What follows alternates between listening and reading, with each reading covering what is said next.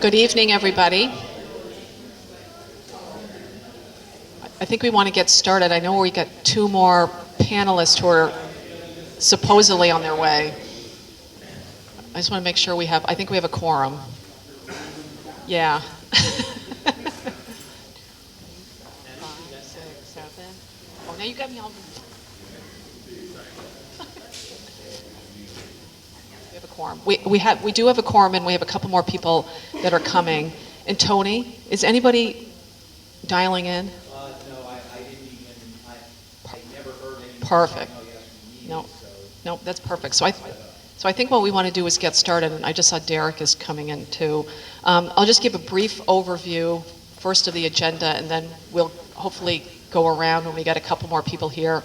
We're going to do a decommissioning update from Entergy. Then we're going to have an update from the state of Vermont.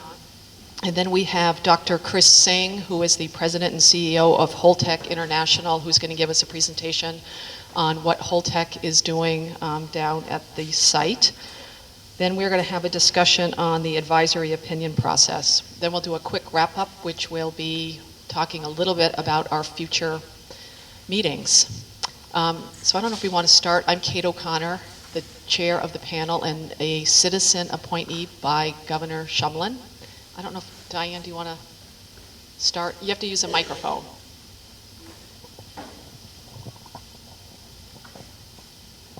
I'm Diane Becker. I'm the representative appointed by Governor Hassan for the state of New Hampshire. David Dean, Connecticut River Watershed Council River Steward, state representative, and appointed by the Speaker. David Andrews, representing the IBEW Local 300, employees of Vermont Yankee. Steve Skibniowski, representing the town of Vernon. Derek Jordan, citizen, appointed by Shep Smith. Chris Recchia, Commissioner of Public Service, and obviously no one wants to sit next to me.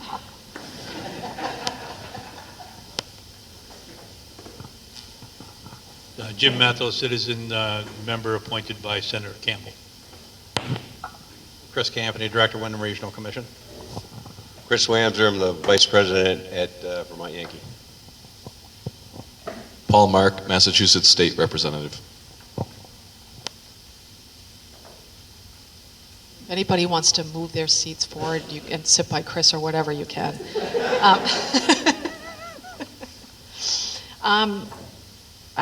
We're going to look at the May minutes. Does anybody have any changes? I didn't receive any changes. Oh, David has a change. Excuse me, I have a question on page 5, but it's a question to Commissioner Mears, who's not here yet. You want to? Right.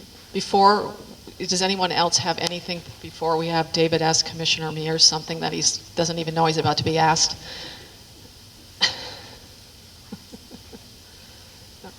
Do Bill and David want to introduce? We've gone around and done the intros.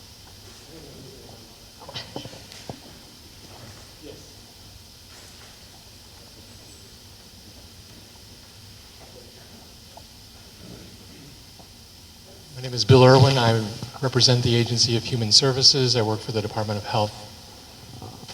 David Mears, Commissioner of the Vermont Department of Environmental Conservation. And where we are now is we're looking at the May minutes, and David had a question. David Andrews had a question for David Mears. As soon as you come in the door, you're on the hot seat. So on page 5, on public comment and questions, looking at line 18, it says, David Mears explained that energy developers have billed back in complex permitting cases to facilitate and speed up the process. Is A&R planning on billing back on the CPG work? And if so, where are those funds going to be coming from? I don't remember if that was something that was discussed and isn't in the minutes, but I'd like to have that clarified. It's very possible that we may bill back for the work that we're doing in the Public Service Department proceeding, and the costs of that would be billed against Entergy.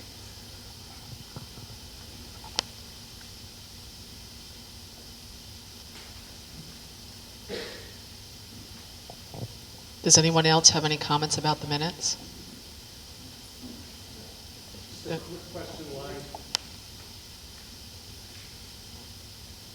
You didn't already identify this, but line 24 on page 6, is it actually Westminster West, Vermont, or is it just Westminster, Vermont? And okay, that's where Ms. Williams. Oh, great. Wow. Thank you. Something new. Anybody else have any comments or questions about the minutes? Would anyone like to make a motion to approve the minutes? All those in favor of approving the minutes? Anybody opposed?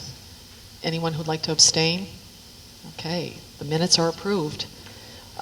Next up, I guess we're going to have a presentation by Joe Lynch, who's going to give us an update on what the decommissioning activities at Yankee have been since our last meeting.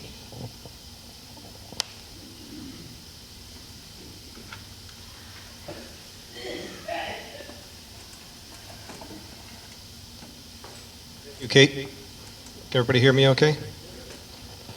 Just wanted to give you a quick overview, as we typically do at the NDCAP meetings, of activities or milestones of significance since the last meeting. As far as our decommissioning activities, as I mentioned last time, we had a number of our systems that previously were used when we operated the plant are in the process of being either drained or laid up. We have a total of about 52 systems. Currently, we have about 15 of them that are in the process of being drained or laid up, and 8 complete. So we continue to make progress. The significance of that, of course, is as we drain these systems, there's less opportunity for any fluids leaking out of the systems, and we can move towards abandoning the buildings and or rooms that these systems are in. We also continue to remove power from certain buildings. We go into what is known as cold and dark, and again, a move to both save energy and put the buildings that are not being used into a stable long-term layup condition. And then finally, we were doing a number of security modifications, and those are ongoing. A number of the things that we've been working on is moving some of the security positions across the plant. We have what is known as BREs, or bullet-resistant enclosures. Some of those have been relocated based on the new footprint of the site. We had removed some buildings previously. And we're also doing a phased approach in upgrading our security positions. Last week, we had a team of inspectors from the Nuclear Regulatory Commission on site, both from the Region 1 office down in King of Prussia, Pennsylvania, and also the National Security Incident Response Team out of, I think they're Washington, D.C. They are the specialists in security. There were 4 of them on site, and they took a look at our Phase 1 changes and left satisfied with what they saw in regards to our actions going forward. We also, of course, talked the last time about our hostile ash and bake drill on May 13th. In continuation of our efforts to support our emergency plan, on June 10th, we had another one of our practice exercises. These are in place, one, to train our employees who are on these various teams, and also to make sure that all of our emergency response organization individuals maintain their qualifications. I apologize, these slides are not the ones I was planning. I can actually talk from them. We continue to work with ANR on a number of issues. As mentioned last time, there was a site inspection having to do with our waste storage and control. We provided a response back to the agency regarding what measures we have taken to correct those, and looking forward to a report from the agency, hopefully pointing out that we have corrected those. As far as the Public Service Board and the Certificate of Public Good for the second dry cast fuel storage pad, we did have a status conference before the Public Service Board at the end of April. That was followed by a site visit and public hearing on June 4th. The site visit was attended by the full member of the board, along with a couple of their staffers, members of the Agency for Natural Resources, New England Coalition, and others. That was followed by a public hearing that evening in Vernon at Vernon Elementary School, and there was 6 members of the public who had comments that were made and presented to the Public Service Board, and those would be, taken into consideration as part of the process of approving the Certificate of Public Good. We also responded to what is known as the first discovery request. So interested parties can request information of us as the petitioner so that they can come up with whatever issues they have as far as the approval process. We responded to the first request on June 17th. There'll be a second round this month. I believe mid-month we'll have our second data request or discovery request, and we have to have that information back to the Public Service Board by the end of July. And then as far as the Nuclear Regulatory Commission, we are working with them on a number of issues. Most recently, they did issue the approval of the exemption request for what is known as the commingled fund exemption. That allows us to access the Nuclear Decommissioning Trust Fund for all of the applicable costs associated with the activities for both physical decommissioning and spent fuel management. And then another noteworthy milestone for the NRC is that the current resident staff will transition to what is known as an inspection-only format. So there wouldn't be a full-time resident effective actually today, and they'll go into inspections on a frequency that's set by the region. They have inspections scheduled for both July and August. We know that in advance.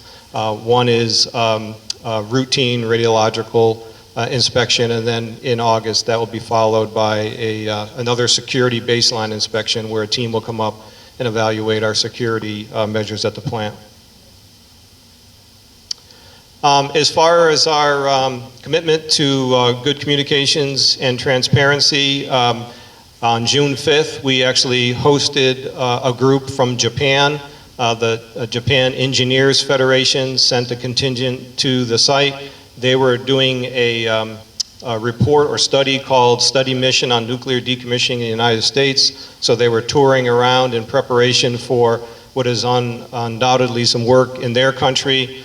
So we brought them to the site. They got a chance to see the plant and our plant model, and we gave them a presentation on some of the activities.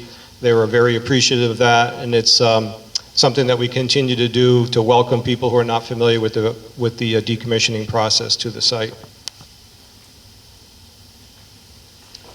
Our cable TV show, Safe Storm Matters, continues to be aired. We just finished the taping of episode 3, which is going to be on dry fuel storage. I believe that's in the final stages of being prepared and will be made available to Brattleboro area cable TV and other cable TV carriers very shortly. And we're already planning for episode 4 and beyond. We do this on a monthly basis. It's a half-hour cable TV show, and it's focused on current issues. I believe episode 4, which will be taped in July, will focus on economic development type impacts, and we're lining up guests for that right now. And then lastly, all information that is pertinent to the decommissioning of our site, whether it's news stories, submittals, information about this meeting, or anything else that is relevant to the project, we put onto our website, vydecommissioning.com. All of the slides and presentations for this evening will be on as early as tomorrow morning. We try to be very responsive. But that continues to be our resource for providing information. Joe, I guess we're going to move on to the presentation by the state, and it's going to be Commissioner Recchia. Am I right with that, or you know? No, I thought maybe we could ask a couple of questions. Are we able to do that? No. Well, our plan was to have the let's go with state do plan. theirs, and then we'll take questions. Okay, let's go on to the state then, and Tony it's not you. is going Okay. to do that. Believe me, I will participate.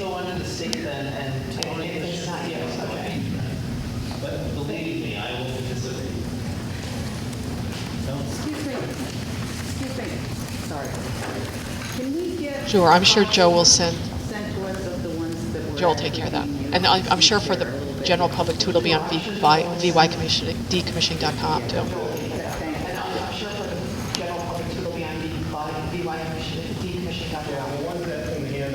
Okay, good evening, everyone, and yea, verily, we shall try this again and hopefully not have gremlins in the system this time around. And we have key bounces already. Okay. So just to reiterate just some of the ongoing activities for the state of Vermont, there are a number of filings that continue. The state has expressed opposition to the reduction of the emergency planning zone, which is scheduled for April of next year. So there are items continuing with that. We continue to provide input in whatever means we can find to the NRC regarding uses of the Decommissioning Trust Fund. I will have another slide that talks about some of the things we've done most recently. Also out there, there is still an appeal before the commission itself regarding the discontinuation of the emergency response data system, which the state radiological emergency response plan uses. At this point, we're waiting for the NRC commissioners to get back to us on this, so there's really been no movement in that area, but it does remain out there. Related to the filings, last month I did report that there was a comment period available regarding the NRC's environmental assessment regarding the Vermont Yankee emergency planning zone exemption request. The deadline for that was June 1, and the state agencies combined, Public Service Department, Agency Natural Resources, Department of Health, did provide comments in on that before the deadline. More recently, regarding the Decommissioning Trust Fund, there's been a number of discussions with the NRC and several of the agencies, including the Attorney General's Office, the Public Service Department. I don't believe ANR and Department of Health was in those. I honestly don't remember at this point. But we did have a long scheduled teleconference regarding some comments that the Public Service Department and the AG's office filed back in January, and so there was some good discussion there. We've had some subsequent follow-up, including requesting participation by Green Mountain Power and VYNPC, being that they have a stake in the Decommissioning Trust Fund as well. The NRC has gotten back to us, and at this point they have said no, that this needs to be simply government to government, but we of course are looking for additional venues to appeal that. Related to that, when Administrator Dan Dorman, he's the Region 1 Administrator for the NRC out of the King of Prussia office, when he was on site last week at Vermont Yankee, I did have an opportunity to speak with him, and I reiterated the state's concerns regarding uses of the Decommissioning Trust Fund. And continuing on that, on June 17th, now the NRC did grant 2 exemption requests from Vermont Yankee regarding use of the Decommissioning Trust Fund. Joe had mentioned that already. That is the commingled fund exemption. And with that, there was a concurrent request and a grant of exemption for a waiver of the 30-day notification requirement. So those have been approved by the NRC. We of course, will be discussing that with the NRC and by whatever means we have available to us.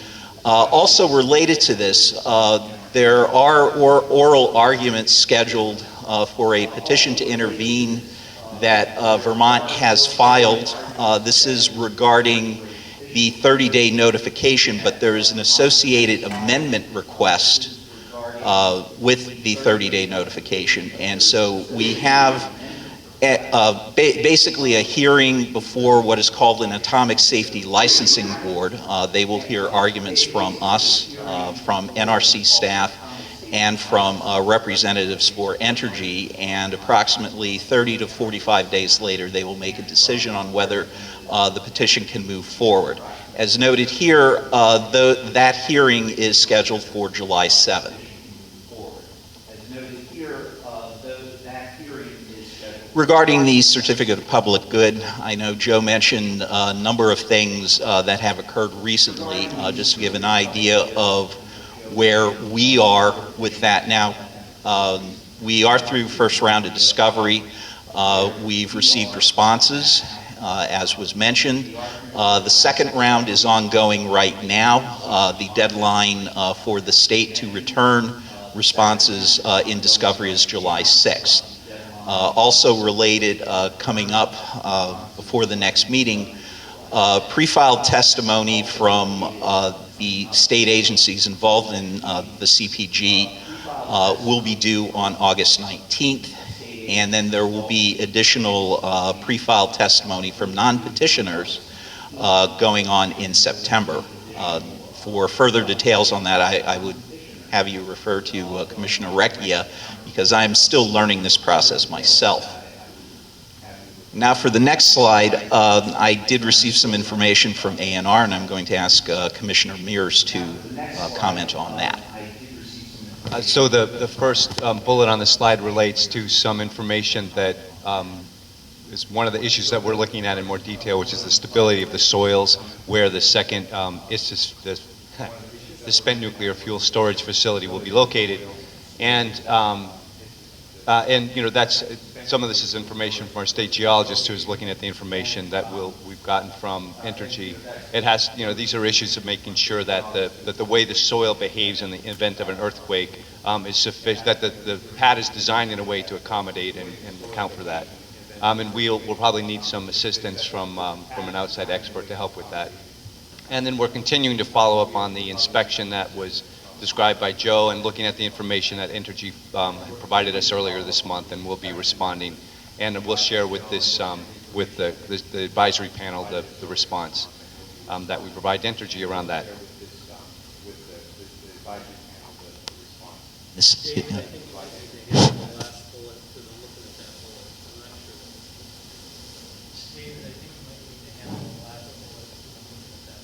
Sorry. The May 18th inspection. Right. That. I did cover that. Yes. That's well. Just to be, since I obviously wasn't clear enough, I'll just. There was that inspection done. We shared the violations that we found with Entergy. Entergy has followed up with a response to us earlier this month, and we're in the process of reviewing that, and we'll be determining what the next steps are shortly, and we'll share that with everyone. Okay, and last item of business for the state. There's support for this panel. We've been asked to arrange for several tours for members of the panel to have available to them to learn more about what is out there regarding decommissioning technology. So tomorrow, we actually have a tour scheduled down at the Connecticut Yankee spent fuel storage facility. This is on the grounds of what had been the Connecticut Yankee power plant. Just to note, there will now be 6 panelists traveling down.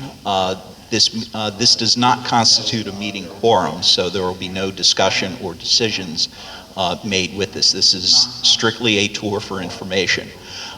We are also pursuing a tour of the now shut down Millstone Unit 1, which is another BWR of similar design to Vermont Yankee. Initially, the owners of the plant indicated that a tour was not possible, but that's because they use many of those facilities for refueling outages at Unit 2 and Millstone Unit 3. And since they have outages coming up in this fall and then next spring, a tour simply wasn't possible. However, they did say, come back to us next spring, late next spring, and we can talk then. So that is still a possibility. And something I forgot to mention last month, Catherine Morris of Consensus Building Institute has been assisting the Citizens Advisory Panel. The length of her contract has been extended through the end of 2016, At the moment, there's about 20 man-hours of her time available in the contract. If necessary, we can talk about adding some funding to that as well. But that's a resource that remains available. And lastly, information regarding upcoming meetings and INDICAP activities are available at the Public Service Department website. And we remind members of the public that if you have questions for this panel or you have questions for the Public Service Department regarding Vermont Yankee, you can find out how to contact us through the Public Service Department website. I've included the web address there, and also the general phone number for the department, and the Consumer Affairs Division 800 number is there. I know in months past we've received questions through that regarding Vermont Yankee. Okay, so if there are any additional comments from A&R, Department of Health, and any questions from the panel, we can entertain those now. Okay, we'll take questions from the panel, and Commissioner Recchia. Thank you, Madam Chairman. So I was going to ask this as a question to Joe before about, could you explain a little more about the emergency planning exercise and what was the context of that? What was the drill? What did they suggest we test for? In other words, what was the emergency, to the extent that you're able to share that? Well, these are routine practice exercises that we do throughout the year. So we have 4 teams that are qualified. They rotate on a weekly basis. This is my week, for example, so I'm on call 24/7 for my position. So to ensure people get their qualifications, we run either the practice exercises or we have a graded exercise like we did in May. The scenarios will vary, based on, what we have in kind of our tool pouch of scenarios. Obviously, they're not shared with the team. But what we do is we practice all of the facilities, so the Joint Information Center, the Emergency Operations Center facility, and then the plant facilities are all practicing. So we go through the exercise. I don't know what this last scenario was because I wasn't. Okay, that was the nature of my question, was to have you articulate what the last scenario was. But if you don't know, maybe I'll ask Tony if he could explain it. Is that okay? The only thing I know about it was another hostile action exercise, but I do not know details of it. And I don't know, maybe Chris, maybe you have more details on it. I don't have the details, but, given our plant configuration where the fuel resides in 2 locations, one being the spent fuel pool, the other being the dry fuel storage casks, which we'll talk about more, you can imagine that really any training scenario we do going forward is going to involve one of those 2 locations, right? So essentially, in order to exercise the organization, you need to come up with faults and scenarios that damage or otherwise hurt those components and systems. So, regardless of the specifics, really anything you see going forward is going to involve that. Right. And the last thing I'll just mention is that as you complete the scenarios, we also go through a very detailed debrief, and we use these as learning opportunities to improve our performance continuously. So we went through this as if it was a graded exercise, although it was our own internal drill, and we'll continue to do those. The next one's scheduled in October. And I just wanted to, that was a preface to a statement that I was going to make, which was just, first of all, I want to acknowledge that you all did excellently on that. So without any doubt, great job. It was a hostile, a response to a hostile, hypothetical hostile approach. And I think I just wanted to make the point that the NRC's determination about fuel stability and fuel safety is based on seismic controls only, and that they refuse to consider these sort of things in the context of whether spent fuel in the pool is as safe as spent fuel in dry cask. And yet they actually had us do an exercise on hostile intervention. So I'm just making the statement that, and you'll probably hear this theme throughout the evening, that I'm becoming less and less patient with the NRC's approach to these things. And I just wanted to make that point from my standpoint. I understand your point there, Chris. You know, one thing to consider is for the purpose of training, first of all, that's not necessarily training for Vermont Yankee personnel only, right? That exercise is about training the organizations of the 3 states around us. But ultimately, whether it's hostile action-based or an equipment failure or whatever it is, it's the outcome, it's the result of the event that really has to be bounded by analysis. And it's the outcome of any event, whether it's, as I mentioned, an equipment issue or bad guys coming to get us, so to speak, that is really the thing that we have to analyze for. And if the outcome of a hostile action is bounded by other scenarios, then, you know, that's a fact. And that's how analysis is done. Right. That makes sense. I would just say that the waste confidence rule that the NRC has issued does not have it bounded by this type of scenario, has it limited by other scenarios, and that's where my disagreement is. So I appreciate that, though. And I just want to reemphasize at the closing of this that even under this scenario, the plant, the state agencies, and everyone involved in emergency management did very, very well. Yes. Question for Tony. You mentioned Green Mountain Power and Vermont Yankee Nuclear Power Corporation's ongoing interest, participation, something in the trust fund. I wonder if you could tell us exactly what that is, because I didn't think they remained involved. I think I'll take that one for you. We are in the process of, as you could hear from Tony's description, we're having a variety of disagreements with the NRC about expenditures from the Decommissioning Trust Fund. And the reason we're interested in that is that Vermont ratepayers paid into that Decommissioning Trust Fund. It is guided by a master trust agreement that that Entergy bought when they bought the plant in 2000. And we're not getting any traction with the NRC on this, frankly. I will say that they are, see, I didn't think it was so soon that I was going to be riled up about the NRC in this meeting, but I will.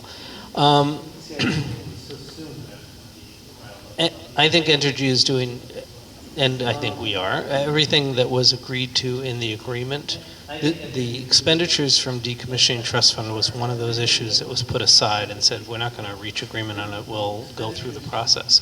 We're starting to go through the process now.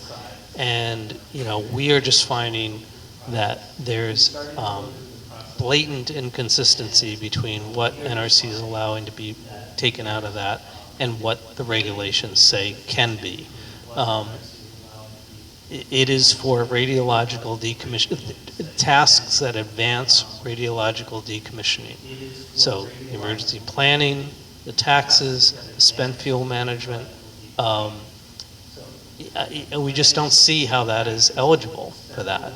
And yet then there's a twist of being able to apply for exemptions and for those things. And NRC is granting those. I will say that everything NRC has done and everything that Entergy has requested is consistent with what has been done at other plants. But as this is my first exposure to this process, I would say it's unbelievable what the Nuclear Regulatory Commission is doing.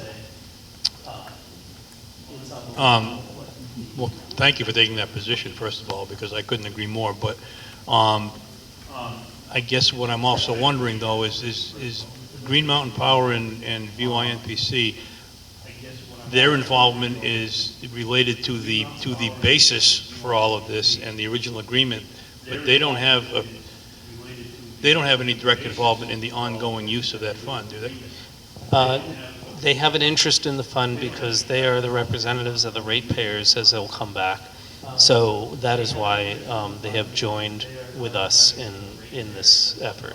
Yeah, exactly.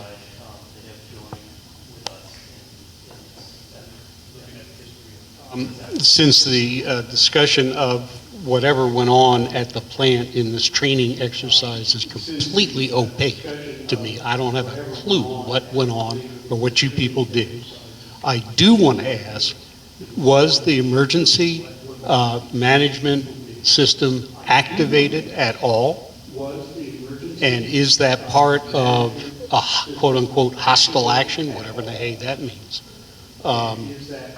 in terms of notifying people here in Windham County, some of whom are my constituents? I have one more question. David, maybe I'll start with that, and Chris, you can add on. Everybody was involved. The Department of Emergency Management, Homeland Security, as well as local officials are involved in that. We don't go so far as to, like, blasting the horn and notifying the public, because it is an exercise, not a activity. Yes, but the emergency alert system was drilled, and As if, yes, the sirens went off and the announcements were going, yeah, so that was part of the drill.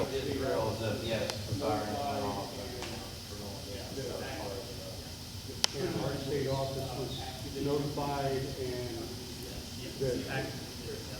wondering if you could go back one slide. I didn't copy the entire address yet. I didn't copy.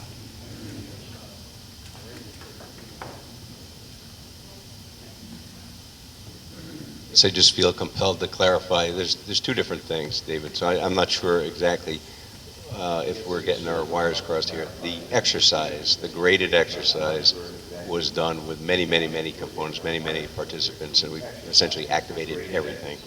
There are other drills that we periodically do on site that include only Entergy employees. We may notify the state stakeholders that we're going to do it. We may give them the opportunity to participate or not.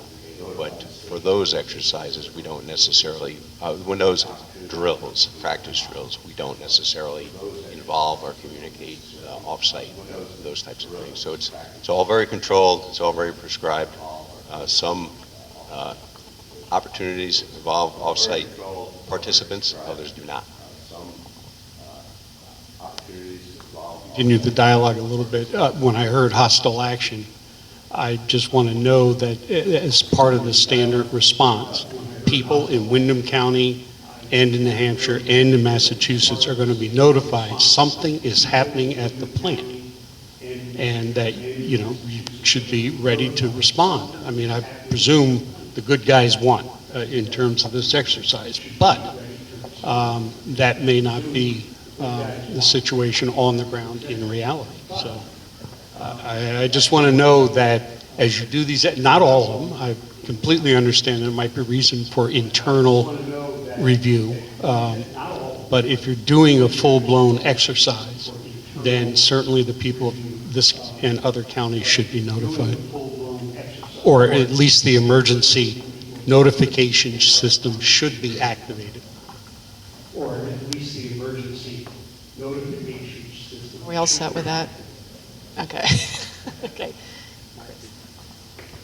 While we're on a few subjects, one, there's three things. One, some select boards have approached Wyndham Regional about having conversations with DMHS and us just about what are the EPZ, what does emergency planning look like when you no longer have radiological emergency response plan funding. And so we actually have the emergency managers from the town of Londonderry and the town of Jamaica have graciously volunteered their time to meet with any select boards from the EPZ towns that are interested to talk about, this will be in mid-August, about how you operate with a non-funded emergency management program. So that'll be in early August, or mid-August, I think it's August 13th. We've gone ahead and sent out a save the date. Today there was a webinar that the NRC hosted talking about offloading of spent fuel into dry casks. And I asked the question about if, and this is going to be, I guess, put up on their website, but about whether or not taxes assessed by local or state government on ISPACs could be charged to the Decommissioning Trust Fund, and they said no. And I also asked the question, because some of us had this question about if a merchant plant or the operator were to go out of business, go bankrupt, or for whatever reason couldn't continue to financially support the operation and maintenance of the ISPAC, who was going to be held liable And they weren't able to provide a definitive answer, but they assumed it would have been the DOE in the case of the SEC. So that was just interesting because I hadn't heard as clear an answer on those before. Then the other thing, Chris, I'm just curious. So NRC has had these decisions come down in multiple cases now. Joe, I appreciate your providing the summary too about where they've made the decisions. But I know I'm trying to work on organizing host communities, and that's really difficult. I mean, are you guys reaching out to other states, not just in New England, but others to see, like, hey, are you aware of these decisions? Are you concerned? Because it seems like it'd just be, I mean, NRC is in a policy-making process right now, developing decommissioning policy, because they don't have one right now. And it just seems like we would do a lot of good to do some large-scale community organizing, just to even inform that process, if not the specific issues. I'm going to do a time check. So Chris Recchia gets to answer, and then we're going to move on. I'll answer quick. We are, the Attorney General's office has been talking to other Attorney General's offices. They're watching this process. We are engaged with that. There are a bunch of decommissionings coming up. What we're learning from this, and again, this has nothing to do with Entergy. This is NRC. What we're learning about the NRC process is broken, needs to be fixed, and I fully expect Vermont to be leading that charge with other states.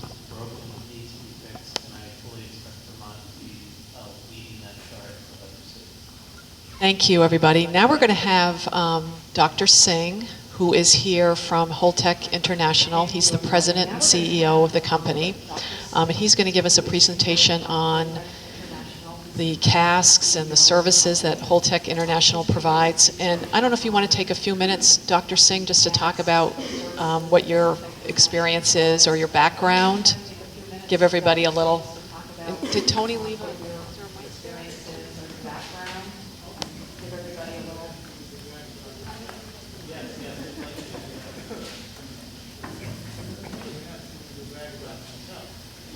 Let me first thank you, Madam Chairman, and members of the panel. Louder. Okay. All right. We'll get louder. I consider it my pleasure and my privilege to come talk to you, and I admire you for participating in the public process. Because as a resident of Florida, many issues come up that concern the community, and I always shirk from participating in them. So when I see people like you, that you actually give your time to understand and answer issues, try to learn the issues and have opinions, that's I feel instructed. So I thank you. Now, as far as I'm concerned, I've been in engineering all my life. I graduated from the University of Pennsylvania in 1972 with a PhD in mechanical engineering, and I have worked in nuclear industry ever since. I have published some 60, 70 papers in the literature, so I'm widely on the record on dry storage and other subjects. Tell you anything here that doesn't line up with what I have written, call me on it, but you won't find it. I have also about 60 patents, inventions on variety of nuclear components and storage equipment, including the cask that is being deployed here. That's one of my patents. So in terms of being able to ask questions, you can ask me as the inventor of the technology, you can ask me as the promoter of the technology and provider of the equipment, and ask you questions in all these areas. I am also a member of National Academy of Engineering, with about 50 other people in the country in mechanical engineering who are elected to the academy. So I do have a responsibility to you to tell you the facts and facts only.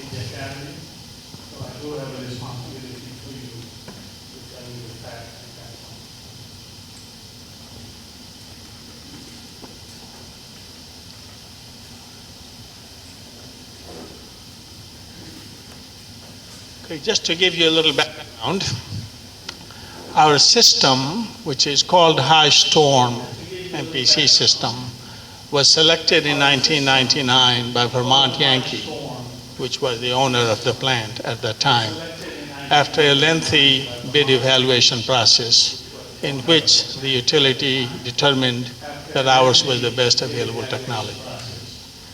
That was back in 1999. In 2006, the Vermont Public Service Board issued a certificate of public good authorizing the construction of a dry storage facility at VY. And you're looking at this certificate on the right. So this technology has been with you for approximately 16 years. Now I'm going to give you a technology overview. I think I skipped a slide. Yeah.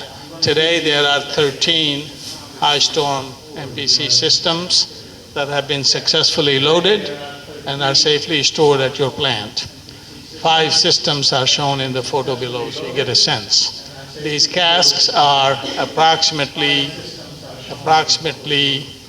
11 feet in diameter and roughly 18 feet high. So it gives you an idea of the size of the equipment. Now I'm going to give you a brief technology overview. Now I understand that you don't deal with casks every day. So if I use technical terms, I'll try not to, but if I do, please raise your hand and I'll understand that I'm becoming inscrutable to you and I will change. I'll make sure that I give you the information that you really came to hear. Okay. Now this high storm MPC system, we say, is the most robust system in the industry. It sounds like salesmanship, it isn't. I'm going to give you facts. This cask, you see on the right, the cask being manufactured in the shop, in our manufacturing plant. The cask is a double-walled steel buttressed vessel. The only cask sold in the industry, ventilated cask, that is a steel buttressed cask. Others are concrete casks. So we made them steel, we made them cylindrical. A cylindrical structure is more robust than a rectangular structure, for example. And we made them steel outside and inside, so the structure can withstand all kinds of loadings that we'll talk about shortly. This cask has no exposed concrete, which means that there is no risk of spalling of concrete, no risk of long-term degradation that you see in concrete structures that have reinforcement bars. And because there are no rebars, there is no risk of streaming paths created in the cask for radiation to come out. And the most important item that I'd like you to know is that the canister in which the fuel is kept, the canister resides within that cask. And the canister is an all welded canister. This canister has no gaskets, no seals, no path for any particulate matter to go outside. Okay? It's a completely sealed construction. It's also what we call a multi-purpose canister. The idea is that this canister can be transported, can be stored. It is, once you package it in the canister, now you don't have to handle the fuel again. That's the idea. It's a multi-purpose canister.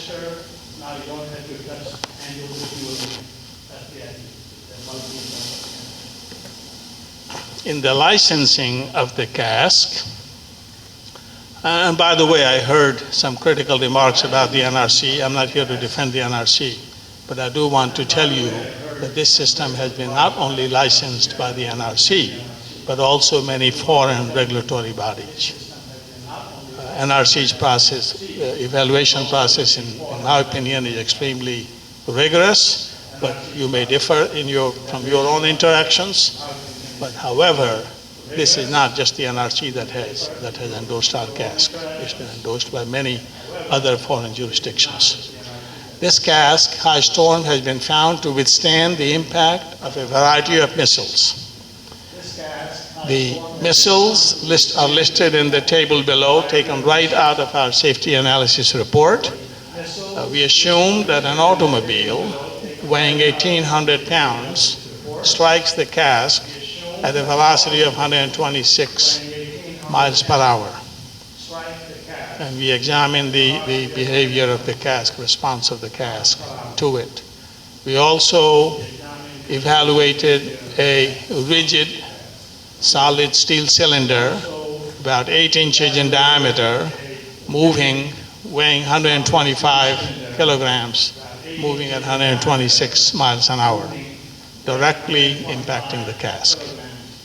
And then, as you can see, we also treated a solid sphere, basically a bullet, 1 inch diameter, traveling at 126 miles an hour. In every one of these cases, the cask, basically, if it were a human, it would laugh at the load. Not much happened. The cask shrugged off the loading. So it's an extremely, extremely strong vessel that contains the. Okay. So as I said earlier, there are no rebars in concrete, which eliminates any path for radiation streaming. And then I'll tell you why the U.S. industry and Vermont Yankee and Entergy, of course, they are using High Storm in large numbers. It's because the dose from the High Storm is radiation dose, I mean gamma radiation, is less than 5% of that you will get if you had a metal cask. I have heard that some people think that using a metal cask could be better. Very, very wrong. The radiation dose from a metal cask is orders of magnitude more than what you get from High Storm. And I can tell you other things too. If you choose to ask me questions, I'll explain to you why using a metal cask could be foolish. But at this point in time, I'll simply restrict myself to pointing about the radiation advantages of this cask. All right. Our cask is the most widely used multi-purpose canister storage system in the U.S. and rapidly being adopted overseas. Some 10 years ago, one of the states intervened against our cask in Utah back in about 15 years ago, and that led to an Atomic Safety Licensing Board hearing. And of course, when you have ASLB hearings on a technical topic, the matter gets escalated. The cask was evaluated by national laboratories like Sandia National Lab. NRC had to look at some other allegations made by the state. So that was all done some 10 years ago, and the board concluded, after nearly 2 years of proceedings, that earthquakes stronger than any experienced in the history of continental United States without emitting any radiation. Now, I heard the conversation that the soil can increase the earthquake on the pad, and you were speculating on the effect. Let me tell you, we have analyzed many soils, our cask on different soil conditions. Typically, a poor soil, by poor I don't mean farming poor, I mean soil that has poor structural properties, then the increase of the earthquake, which will be at the rock level below ground, the amplification of that earthquake is about a factor of 2.5, maximum 3, in the worst condition of soils. Your soil amplification will have to be a factor of 10 before this cask will tip over on the bed. Okay, so you have huge margins. I just flew in an airplane to come here from Philadelphia, and that airplane had a factor of safety of 2. Okay, here we're talking about a factor of safety of 10. And I trusted my life to the airplane. So I just want to give you a sense of how much margin is built into this cask. There is an Air Force base next to the proposed facility, the Hill Air Force Base, and the state of Utah said that if an F-16 plane loaded with fuel crashed, what would happen? We analyzed the effect of it, so did San Diego National Lab, and it was concluded that a crashing F-16 loaded with fuel, which means it will not only crash, but it will also create fire, will not cause any release of radioactivity to the environment. And then we also looked at brush fires, fires in the vicinity of the cask, and the effect on it. In every case, the board, the Atomic Safety Licensing Board, concluded that this cask, high storm cask, the cask that you're using here, will withstand all those loads. So there is no other authority in the United States we could go to get the stamp of approval. This is the highest body in the country. This because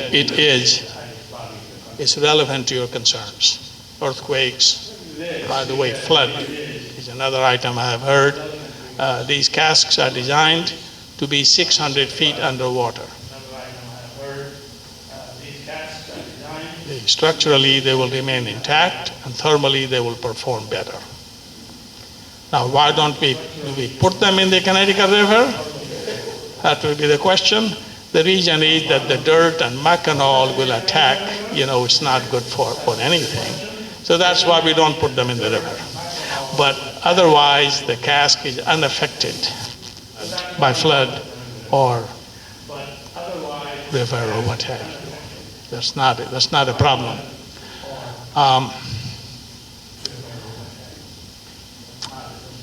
Another feature I should point out to you, whether it's your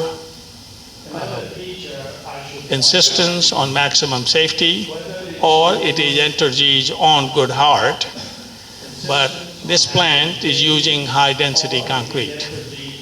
High-density concrete is basically concrete that weighs about 200 pounds per cubic feet, or thereabouts, 190 to 200.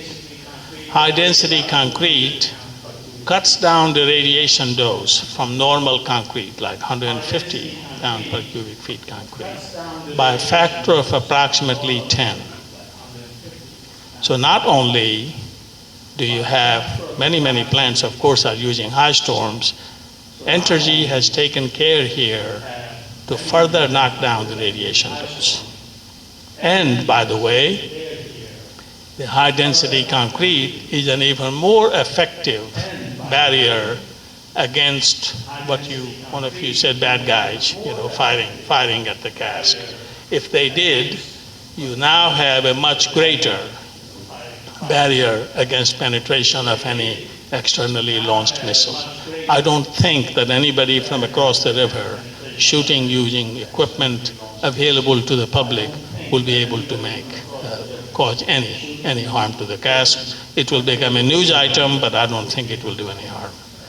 Of course, we'll have to analyze a specific case, but this is so over-designed for these things that I don't think there will be a problem.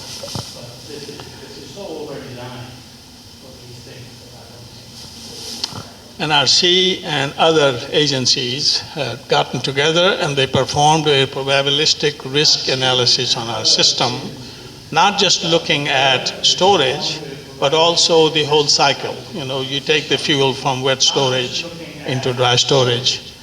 And they found that a leak-tight confinement that renders the likelihood of radiation leakage in the long term is non-credible, meaning that this cask will not leak in normal storage for long-term storage.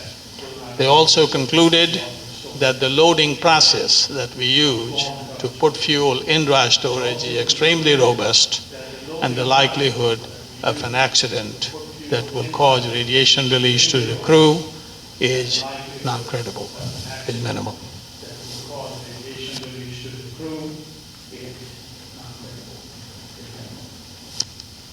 Another piece of information that you should have is that the multi-purpose canisters that are used to store fuel are made to the same ASME code, American Society of Mechanical Engineers code, that governs construction of such equipment, that is used to design, that was used to design your reactor vessel here. It's the same codes and standards, same set of requirements. And by way of historical evidence, please be informed that not a single loaded cask of Holtex has ever leaked in long-term storage anywhere. So not only did the NRC conclude it, they concluded correctly that the potential of leak is non-credible. In contrast, metal casks occasionally leak because they have a gasket, and as you know from your day-to-day experience, in cold weather gaskets don't work as well, seals begin to leak. That's what caused the Challenger explosion back in 1985. Low temperature, the seals leak. Well, sometimes these metal casks leak. That's why we have no gaskets, no seals. And of course, we say the user has the option to use high-density concrete to lower the dose to minuscule levels, which is what we're doing here. So the conclusion I'd like to present in front of you is that the all-welded canisters provide the highest level of safety to plant personnel and to the surrounding communities. That's my conclusion. Hope you concur with it.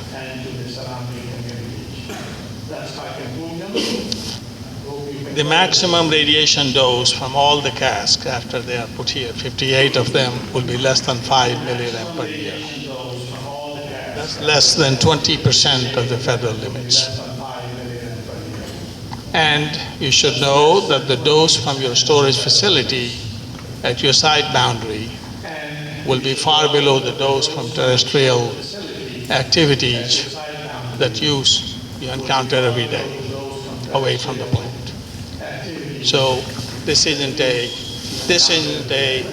location or facility that is going to give you any additional radiation.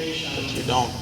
Actually, the radiation of what you encounter in your daily lives. Now, I'm going to briefly touch on industry acceptance. Take a look at the pie chart on the right. This is published from a trade journal, so this isn't our pie chart. Holtec has loaded 64% of all boiling water reactor fuel in the United States. Our nearest competitor hasn't loaded half as much. Even countries that have active terrorist organizations. Here we imagine terrorist cells. There are countries that actually have active terrorist cells. Spain, for example, has Basque separatists who occasionally blow up things. Ukraine, of course, has an insurgency going. Even those countries have selected our system to use for dry storage. countries that have actually social problems. And the risk of a civilian attack is more credible over there. And we are loading approximately 100 to 200 casks each year. So the quantity that we plan to load here is a fraction of our yearly loading. It's not a large project as projects go. Took me all the way to. Yeah.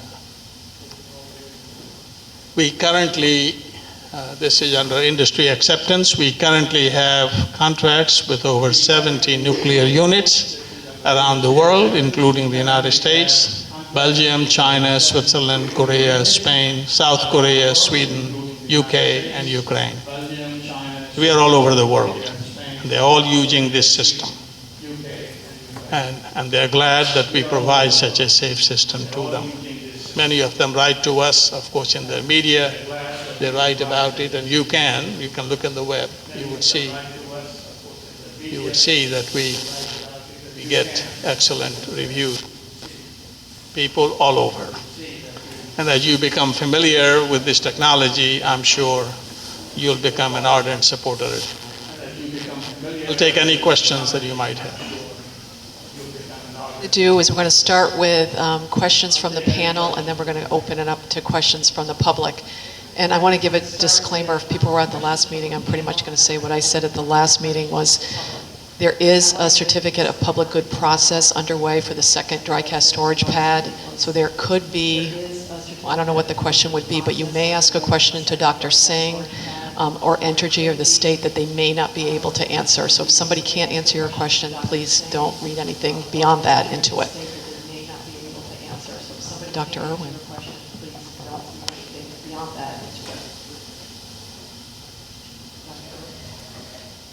Thank you very much for the presentation. I wanted to ask you about the statements you made relative to the slide entitled Technology Overview. The high storm MPC system is the most robust system in the industry. You mentioned that the canister, it's called a multi-purpose canister, is capable of transport and that you should not have to handle fuel again. I've been hearing that there may be a need at some point in time to actually make transfers of fuel from these canisters to either some sort of transport canister if it was to be taken to an off-site disposal facility or interim storage facility, and that there might even be a need at some point in time if this canister reached its maximum licensing or lifetime or other to move it into a new canister or another canister. Have you heard those kinds of things, and how does that match with what you were saying about never handling the fuel again? Well, I have heard from people in similar settings in other states, other places. Let me give you the correct skinny on this, okay? A multi-purpose canister is designed to be a single package that you can store it at the site, you can ship it in a transport cask, and we do have a transport cask called High Star 100, which is the brother of High Storm 100. And you can take the canister out of High Storm 100, load it in High Star 100, and ship it by rail. That option will be available to you forever. Okay, we have manufactured many High Star 100 casks. Some are actually being used in the US, many overseas. The cask is a proven cask, it's licensed by the NRC, so you can ship the canister. The next question that you asked actually several questions in one. So I have to make sure you get the full answer. The service life of this canister in Vermont, I estimate, is minimum 300 years. Okay? that is well past all of our lives and many generations down the road. Actually, it's as the NRC, one NRC person said that they see longer than the life of this republic thus far, which is true. The canister in your environment, because you are not close to the ocean, you don't have saltwater environment, you don't have aggressive species in the air that could attack, and you don't have 100% humidity that the rainforest does. So if you have those conditions, then there is a life-limiting effect on the canister. You don't have any of those. You have cold weather, which the canister loves. Okay, it's really cold weather is good for the canister. So there is, I don't see, and we are actually working on quantifying the life of the canister in any environment. But I'll take a bet with anybody here that at the end of the day, after this research program is over, the service life will be minimum 300 years, possibly much longer. So the canister will be available to ship intact without further packaging for a long, long time. And you asked another question buried in you, but I kind of lost it. What did you? It's okay, I'll ask a follow-up question. So if we could go back to the slide, technology overview.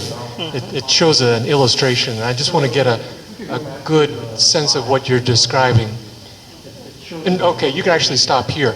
The transfer from the high storm to the high star that you were describing there. Is it the internal canister that you show in this graphic at the bottom that's being somewhat lifted out of there that goes to the star? That's correct. Okay. The question is asked and is of concern to many is about the costs to do that kind of work and whether they've been factored into the total decommissioning costs for Vermont Yankee. And so I'm not sure if that was the reason I asked those questions. Okay. Let me, thank you. Let me, I can't address dollars because I don't know. I don't really know how much money is in the fund and how it's being used. That's above my pay grade. But I can tell you this, that the canister is what's taken out. And you can take the canister out of any of these high storms and load it in a high star and have it ready to go in less than a day and a half. Now, and a crew of about 8 to 10 people, whatever that costs. And the same transport cask gets used over and over. So most likely, you will have 5 casks, and you will load 5 of them at a time, ship them as special shipment if a destination becomes available, and then they come back and they take the next load of 5. It take about 12 shipments out of here to get rid of all your canisters. Thank you very much. Okay. You're most welcome. Thank you, Dr. Singh. Thank you very much for the presentation. And yes, we are in the middle of Public Service Board proceedings on the ISFC pad, but I don't think it'll extend into it should not extend into the radiological components of this, so I feel free to ask you these questions as Commissioner of the Public Service Department. But so this is somewhat of a backhanded question, which you'll figure out very quickly. So since the NRC says that fuel is just as safe in the spent fuel pool as it is in dry cask, why should we do this? Fuel is just as safe in the spent Well, dry cask. Why should we do this? good question. Safety, is a multi-dimensional concern, right? In your home, you have concern of safety from fire. You have concern of safety from intruders, right? Safety has many facets. Dry storage is superior to wet storage in terms of acts of sabotage or terrorism and so on. Okay? Dry storage, of course, because it is dry, is more vulnerable to fires and other things. Now, we eliminate any source of fire around the cask. It's really not a credible, what we call credible loading. But I think when NRC says that, and some people will interpret that to mean that the NRC is just being politically correct. They, of course, they license the pool storage, so they consider in their world it is safe. For you as the user and consumer of that advice, I would say you look at the safety aspect of what for you is important. Is it important for you to put the cask in a storage system that will be good for 300 years? Not that you will have it here for 300 years, I guarantee you won't. But if that were the case, it's not going to be a matter of threat to public health and safety. But wet storage has worked. There are 400 pools around the world that store fuel. So, and none of them, other than Fukushima, has had an incident. But you are saying, without putting words in your mouth, you're saying the dry cask storage is less vulnerable and more safe than the spent fuel pool. Is that fair? In certain respects, yes, in certain respects. I'll probably stop there. I think that's good enough. Thank you.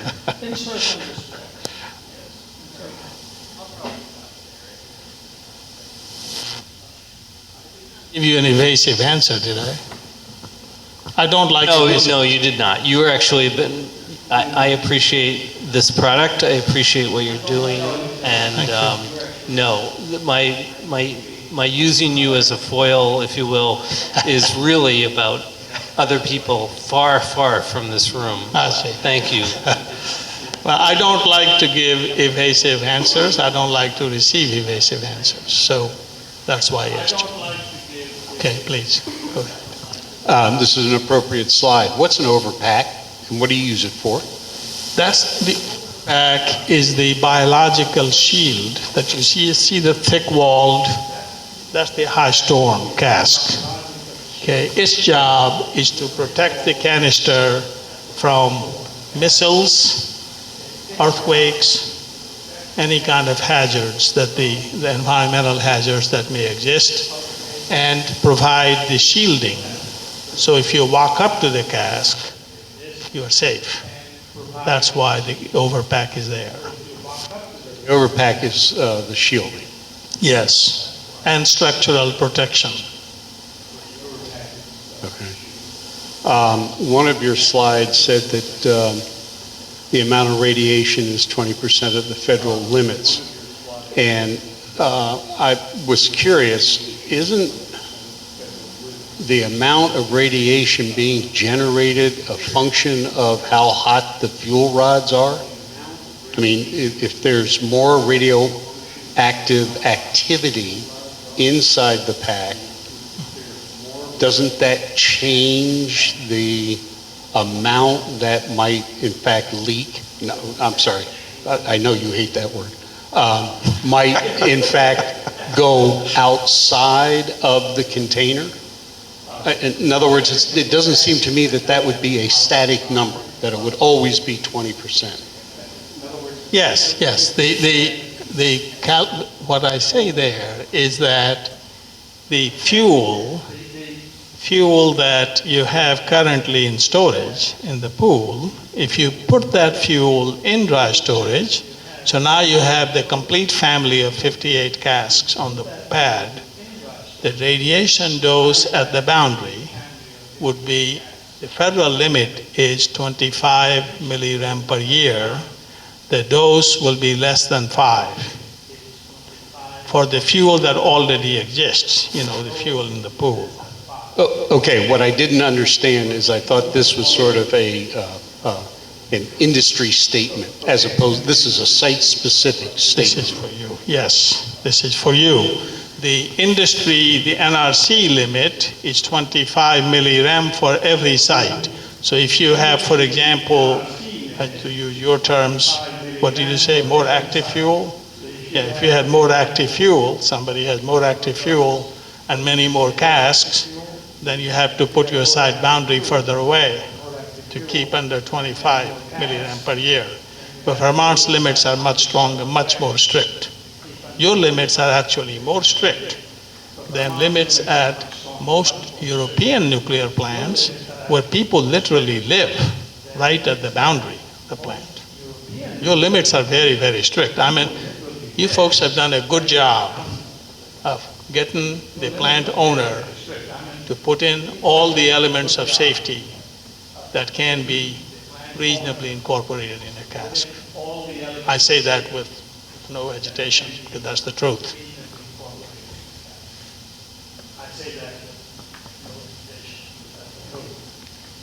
Thank you, Dr. Singh. I have actually three very quick questions. I think they'll be short.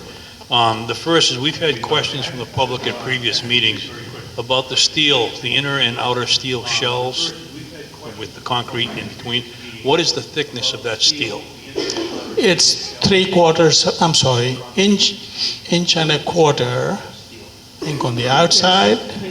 Total thickness is 2 inches, inside and outside. The ratio may be the two combined add up to right. Steel. Right. Thank you. And what's the longest serving unit? What's the longest that these units have been in service any place, loaded? I think the first ones were loaded in 2000. So they've been in service 15 years at about 20 nuclear units. And have any of those had to have to them? They were loaded and then they stayed. They're sitting there. They don't bother people. Okay. People don't bother them. Yeah. Well, you never know. And the last question I have is you mentioned the high density concrete, and if I understood you correctly, that's an option that Entergy has used here, and it's not used everywhere. Is the testing that you described done using the standard concrete and not the high density? Yeah, the testing was done for standard concrete. So there is additional margin because of high density concrete used here. Thank you. You're welcome. Anybody else on the panel have any comments or questions? Thank you. So switching just a little bit, Entergy has selected you guys to do this work. Are there any constraints you can see in terms of timing? They're proposing 2 campaigns in 2019 and 2020 to do all this work. Is there anything we should know about in terms of demand or schedule that would at all interfere with that, or are you able to provide canisters sooner than that, would be a question. Well, we don't have manufacturing capacity constraints. We can load sooner. This schedule is controlled by Entergy. We are basically serve.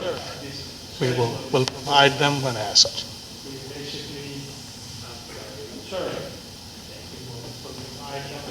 I can't resist. So how soon could you do this if we wished you to? Well, we can.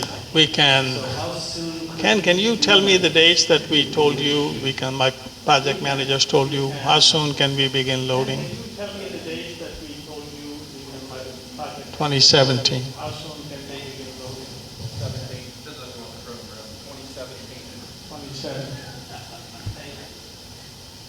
One other question. The slide you have about protection of public health and safety, you described the crashing of an F-16 fighter plane laden with fuel. Is that the aircraft crashing into the cask, or is it near the cask so that the fuel fire is impingent on the casks? This is, I'm gonna give you answer to the extent I can give you, because this was done under government protected information. A lot of it is not released. What is released, I'll share with you.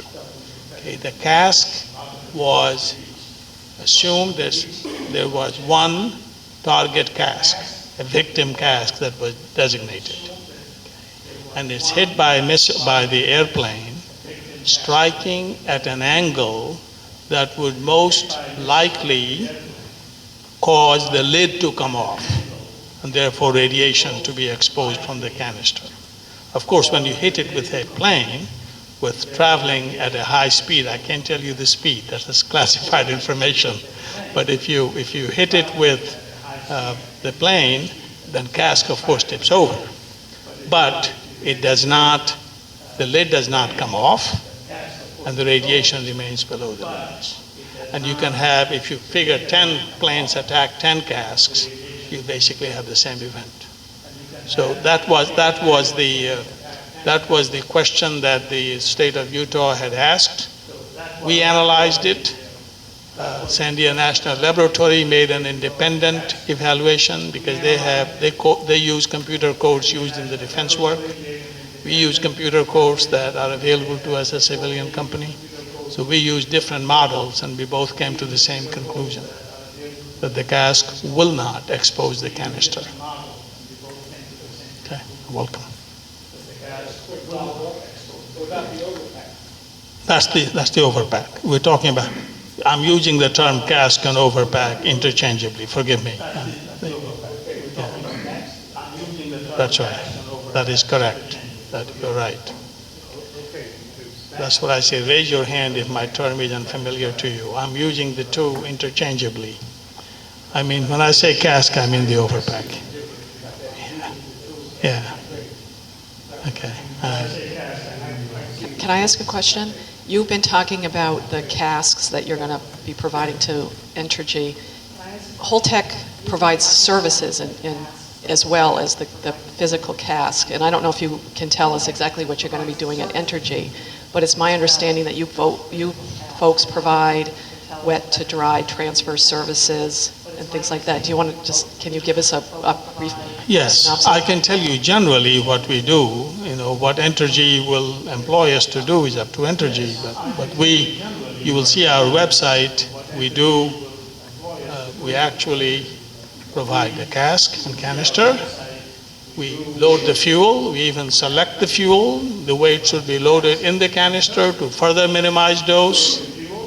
We design the pad, we do the soil structure interaction evaluation to see how much the earthquake would be magnified on the pad surface. We do all of this, and we construct at the site and we load. We basically, at the end of the day, we hand the utility the yellow sticker and a bill. That's how we do. We do turnkey. We do a turnkey. Is it a secret whether you, I don't know what state secrets are, but have you done this before at Entergy? Yes, we have. Yes, we have. At Waterford, I know, I'm sure. My guys would know the plants. I don't get involved in those details, but yes, we have done it at several plants. And have you done it at VY before, or again? I don't know. I don't know. Okay. You know, it's the Yankee independence. They want to do it themselves, which is fine. Which is fine. Dr. Singh, thank you. Can you tell us how much radiation is emitted from a fully loaded cask once it's set on the pad and sitting there? Well, some people have measured radiation after the cask was loaded, and it's to the tune of 2 to 3 MR per hour if you're standing right next to it. It's less than what you will get from the sun. Yes. I'm concerned about when the casks are loaded, when the transfer takes place. There's been some concern that because of the proximity to the school, that it should be done when school is out, and then there's been other opinion voiced that there's really no concern that there's been other loading and offloading of fuel while school's in session. Is not that the risk isn't elevated. Do you have a professional opinion about that, one way or the other? Yes, if my grandchildren were going to school here, I would not be concerned. That's how emphatically I can tell you. There is no risk of elevated radiation exposure in the community, no matter what. We have postulated all kinds of scenarios, and it's just not going to happen. You realize that when I tell you any of these things, we are not in business for the next week or next year. We expect to provide dry storage services around the world for as long as nuclear plants are operating. And it's our nameplate that goes on the cask. And if anything happens to our cask anywhere, no matter who is loading, it will affect us. So we designed it to be accident-proof. Just to be clear, I don't mean necessarily when it's in the cask, but the transfer process. I'm not an engineer. I don't know how that goes. I just meant during the mechanical transfer from from wet storage into dry cask. Is there an elevated? Okay. Yeah, I understand. Let me tell you this: transfer occurs at nuclear plants in two ways. Some plants transfer from a transfer cask into the storage cask outside, next to the storage facility. Some plants, including Vermont Yankee, transfer it inside the reactor building. So the activity, all the movement of canister, loading, all that occurs inside the reactor building, which is, of course, perceptionally, that's a safer way. So there is no risk really. I mean, you can do it in summertime. Summertime is nice anyway to be doing work outside, but it's not a safety issue, in my professional opinion.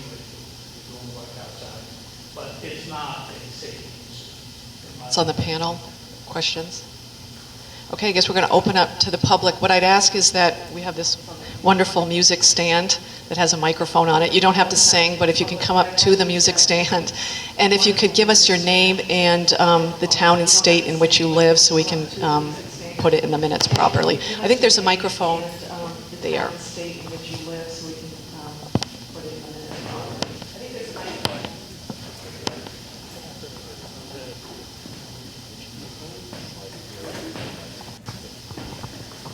Hi, I'm Mike Mulligan. I'm from Vermont. I'm from Hinsdale, New Hampshire. I used to work at Vermont Yankee. So one question is, who's going to be the crane operator when they move these casks? The next question is, will fuel that's been damaged, say like fuel leakers, I doubt they'll be put in these casks. Three, comment, what proportion of the fuel is damaged? Hold the mic up. Try it again. All right. One, who's going to be the crane operator? Two, fuel that has been damaged, fuel leakers. I doubt they'll be allowed to go in these casks. What are they going to do with when they're not going to go in the cask? Who's going to take care of it? Or what's going to take care of it? All right. You asked two questions. I'll answer them. In the meantime, you think of the next one. All right. The crane operator has to be qualified to enter these procedures and processes, and that is something that Holtec does not do. Holtec will hire a crane operator. Most likely, Entergy will provide the crane operator, or will hire someone who has been qualified at the plant. That's my understanding. You can correct me if I'm wrong. Qualified crane operator. Now, if you are a crane operator, get in line. The next question you asked about leakers. A leaker, if the fuel assembly is leaking,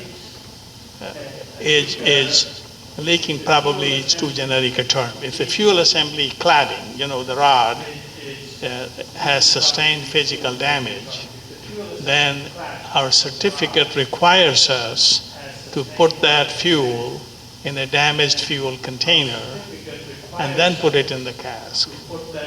Okay?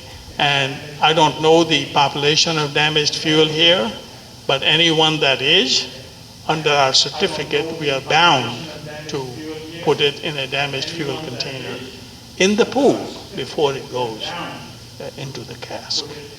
Thank you. You're welcome.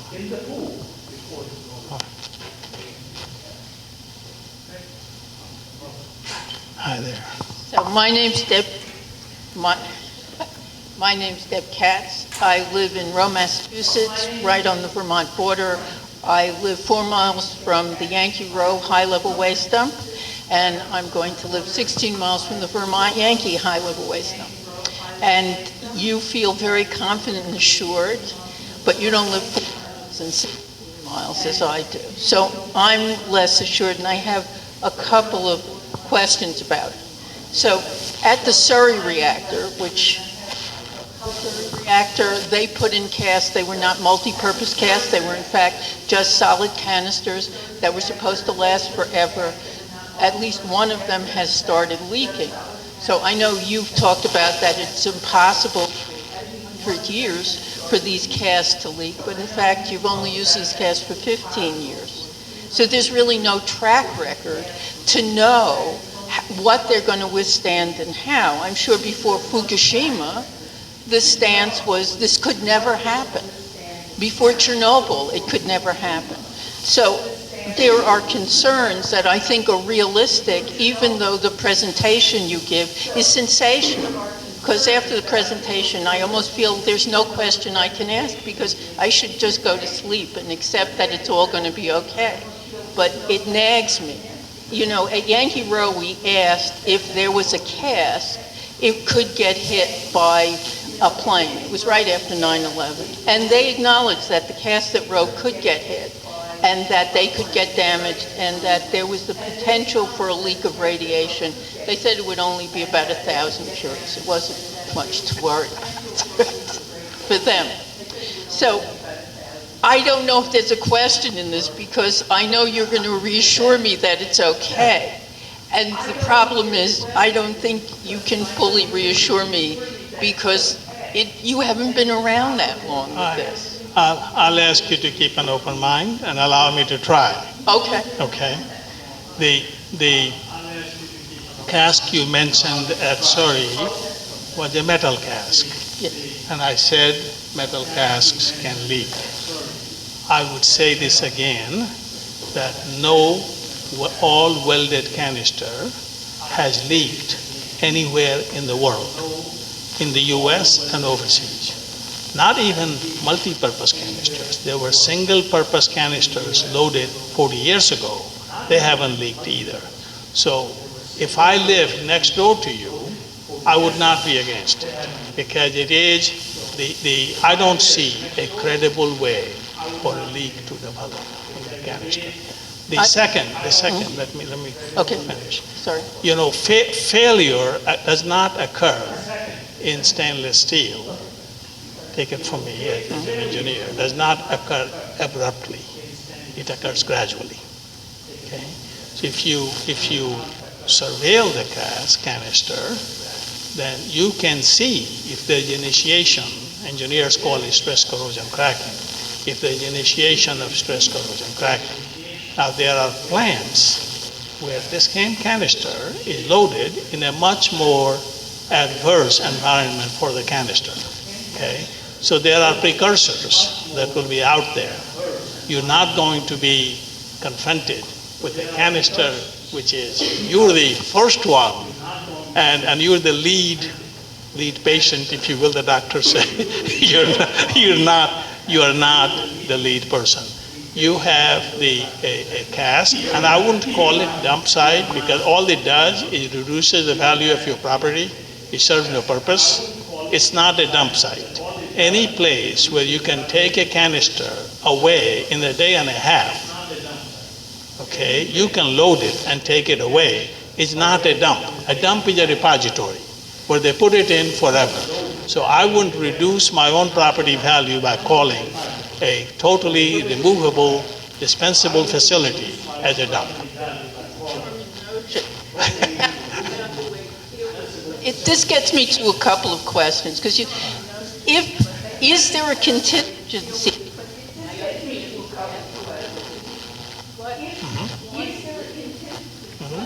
Entered find a leaky cask. An act of God, it happens. There's a leaky cask. So what do you do on the site to deal? Are there contingency plans? Is there a way to transfer the fuel? Well, the plan is actually not all that complicated. The canister, first I tell you, it will have to be suspending laws of nature and science to make the canister leak abruptly. Okay? I understand. So now, We can suspend everything to get there. if you do that, then Entergy will have access to Holtec to get a cask in which that canister can be put and hermetically sealed. So it will be basically, instead of relying on the canister alone for leak protection, there will be another cask that will do it. So you mean there'll be another overpack brought? Which is a sealed gasket, metal cask type. Yes.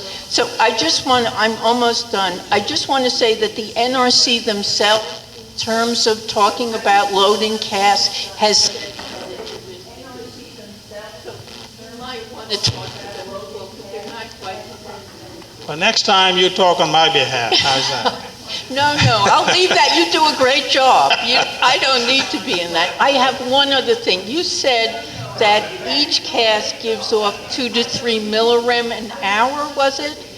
2 to 3 millirem an hour. If you're standing next to it. Okay, if there are 63 casks, you were then saying that it gives off 189 millirem an hour. Well, let me correct it first. Yeah, no, Okay. good. I'm glad you asked the question because the first of all, the dose I mentioned is contact dose. When you touch it. I understand. You go to kiss the cask, you're going to get 3 milligram per hour. Now, if you walk away a foot, it drops to 1/10 of that. If you walk away another foot, it drops to 1/10 of that. So if you are at site boundary, you're left with only 5 milligram per year. Now, here, I gave a general answer. Here, you're using high-density concrete. So you would not get 3. You will start out with 0.3. Okay? On contact. As I said, that's the kissing dose. That's not the dose from to the public, to you. I understand. It's All just right. that, there are 2 elementary schools yards away. Believe me, you. That have kids near, it won't be a high-level waste of it, sorry. It'll just be an interim storage facility where it won't be a high-level. Yeah. Thank you. Sure. Okay. We have a couple more public. All right, any other questions? Okay. Peter, sure. Peter Vanderdoes from Brattleboro.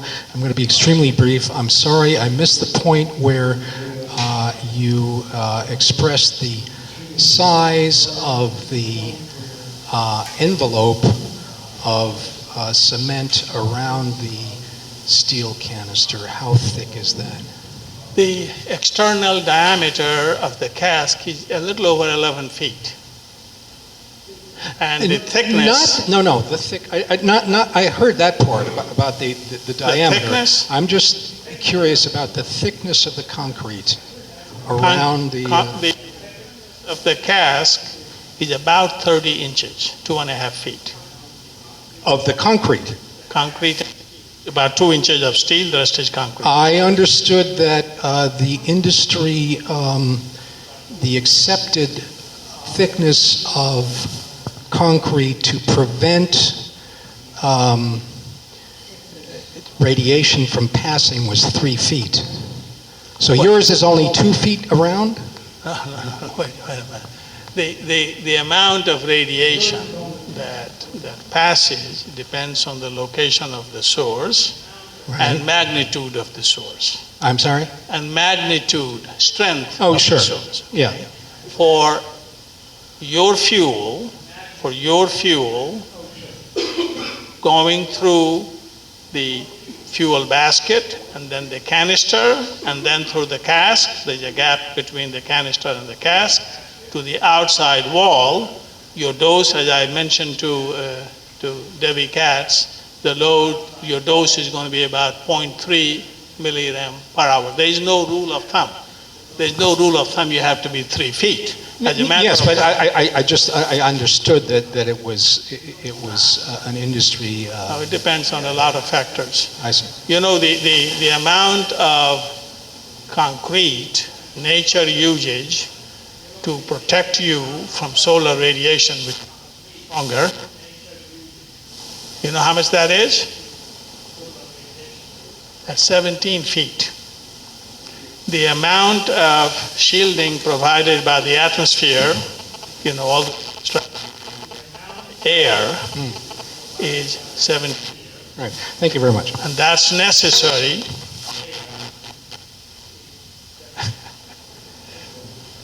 A couple more. Okay. Nancy Browse. Oh, this is really loud.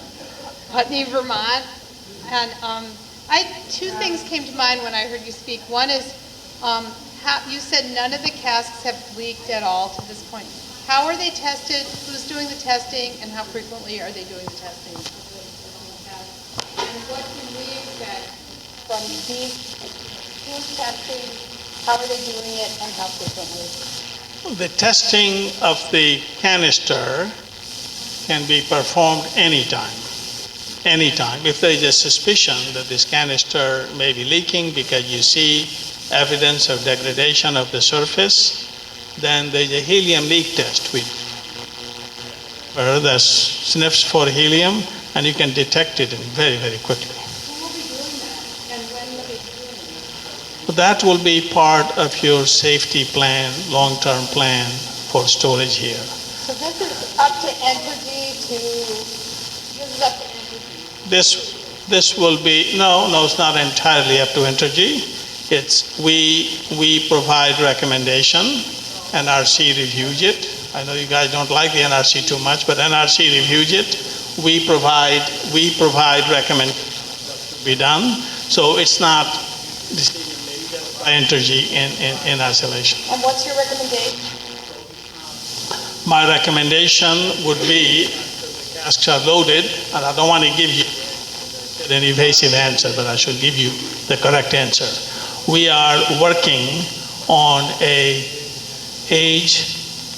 aging management plan for all canisters everywhere. Yours is not limiting in terms of challenge to the canister. And that aging management will provide recommendation to all our clients on what they should be doing to absolutely ensure that people like you don't have a concern. That's being developed. So at this point, we have no idea how frequently someone will be looking at the casks and checking them to see if in fact they are completely full and have total integrity. Well, there is daily surveillance of the cask. You should know this. There's a daily surveillance of the cask for any kind of abnormal external situations. That's done every day. There's also by the plant personnel, especially personnel. So are they going to have specialized people that know what to look for there? Yes, and procedures that to follow. There is also temperature monitoring that indicates any aberrant behavior. You would know right away, just like a human being. If your body temperature goes up to 100 degrees, you know there is an infection, right? It's the same thing. You can predict the behavior of the canister by looking at temperature. There are many things that are used to surveil and to monitor the canister, and then to have appropriate response ready. I'll just ask one more question. Hundreds of years? Yes. I mean, these things, we're talking hundreds of years here. Yes. Okay. Yeah. Well, yeah, let me tell you. No, don't. I'll be dead. I realize I'll be dead. I realize most of the people will be dead when... In 300 years, everybody will be dead. Well, I'll be good, but let me answer your question. I did some what we call scoping calculations to see how long the canister would there be before it develops a location, a vulnerability for crack to begin. the incubation time, we call it, the incubation time for failure to begin. The calculation that I was doing it in my home office for enjoyment. I came up with something like over 300 years in the most adverse environment. So just as I was doing it, my TV was on. On TV, the CNN reporter says that here is this bone of some animal that they had uncovered in Africa, and that's 5.4 million years old. Now that bone seemed to be completely intact. If a biological matter like a bone can survive that long without being impaired, I said to myself, my calculations are too darn conservative. Hey, Nancy, we need to make them quick because I got 2 more people behind you and we need to move.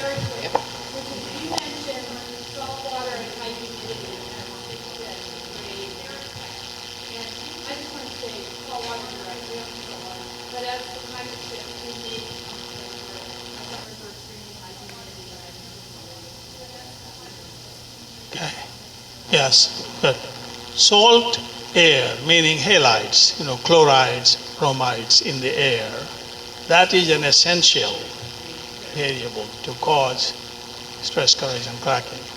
High humidity facilitates it. If you have both, then that canister becomes more vulnerable.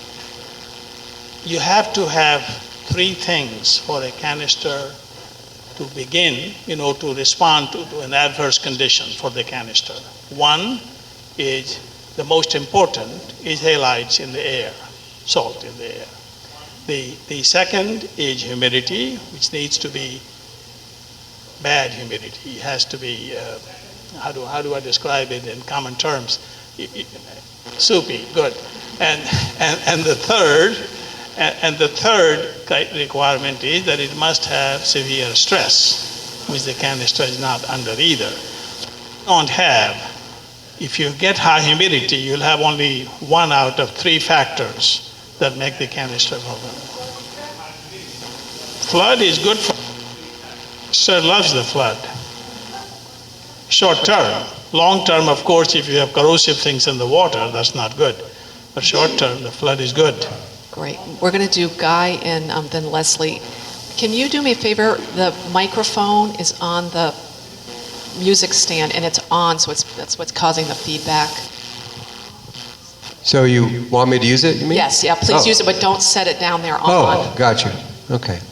I'm not a newspaper reporter now, but when I was a cub reporter 35 years ago, my editor told me, ask any question because there are no stupid questions.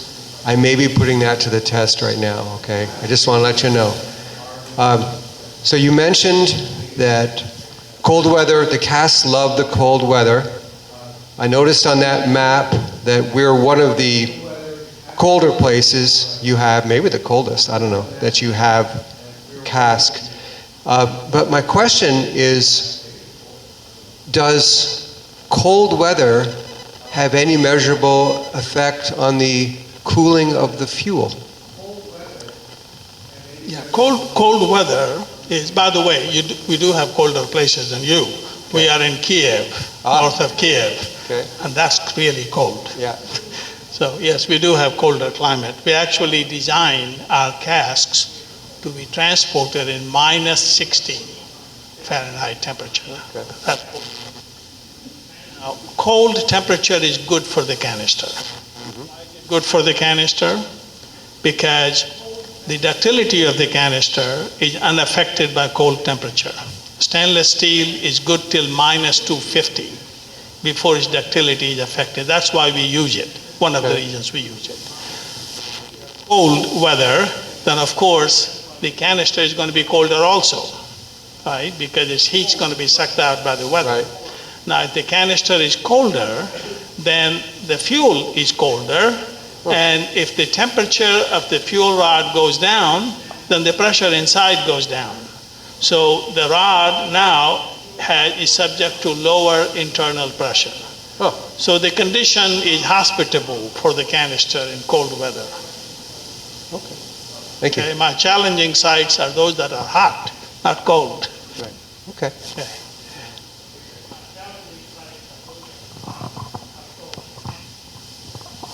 Hi, I'm Leslie Sullivan Sachs. I live in Brattleboro. I'm with the Safe and Green campaign. I have two questions for you. Since reactors are now using high burnup fuel, have these canisters been adapted for that? Okay. The high burnup fuel, by the way, for those of you not familiar with the term, the NRC drew a line. It's just like the border between Vermont and Massachusetts. It's just an arbitrary line. They said if the burnup is 45,000 per metric ton, then the fuel below that is low burnup, above that is high burnup. It's a gradual, properties of the fuel cladding and everything changes gradually. BWR fuel, which is your plant here, burn to lower burnups. You don't have, if you have any high burnup fuel, do you have any high burnup fuel, Ken? A small amount of high burnup. What's your maximum burnup? I bet you about 50, 52, right? Yeah, typical pressurized water reactor fuel, the burnup is in the order of 65. Okay. Have you adapted these? Yeah, I'm going to answer you. I'm just trying to give you the background. I'm just aware of time. Okay. Our canisters are designed, in short, to store the highest burnup fuel, which is 68,200 burnup. Your fuel is only 52. My second question is, the first time we received a delivery of Holtec canisters, after they were filled, we learned that Holtec had missed doing one of the tests that the NRC requires them to do before they are delivered. But by that point, they were full. So, of course, NRC said, don't worry about it, it'll be fine.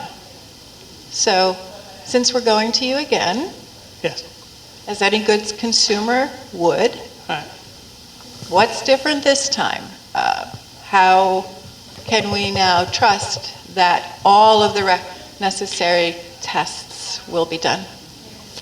Okay, good. I'm glad you brought it up. First of all, we did not miss anything. Well, we determined by evaluation that there were other tests that were more effective than the helium test that NRC was asking to do. We are allowed under our procedure, approved by the NRC, under regulations, to improve the safety margins without going back to the NRC. Okay? So we made that change. did a better test. I'm sorry? You did a better test. Yes, we did ultrasonic testing. Okay? And NRC, one inspector at the NRC disagreed. He thought that test is better. Now, sometimes you run into people like that, right? You can't change their mind, regardless of how much you explain and give them literature data. So we said that we will check every single canister your way that is being loaded, and we have since then done about 950 or so. And not in one case did that test reveal anything that our other test did not. So we are sending a letter now to the NRC. They have instructed us to, after we have data, to send it to them, and they will change their mind. So that's the process we are in. I just want to clarify that we hadn't missed anything, and none of the canisters loaded using our test process or the NRC test process has ever leaked. Is there a role for state oversight in that process at all? Or is it simply between Entergy, Holtec, and the NRC? The state is welcome to come and live in our shop. Okay? We will give you... Office for Tony's new office. We will serve you good coffee and provide you appropriate facilities. We have no problem.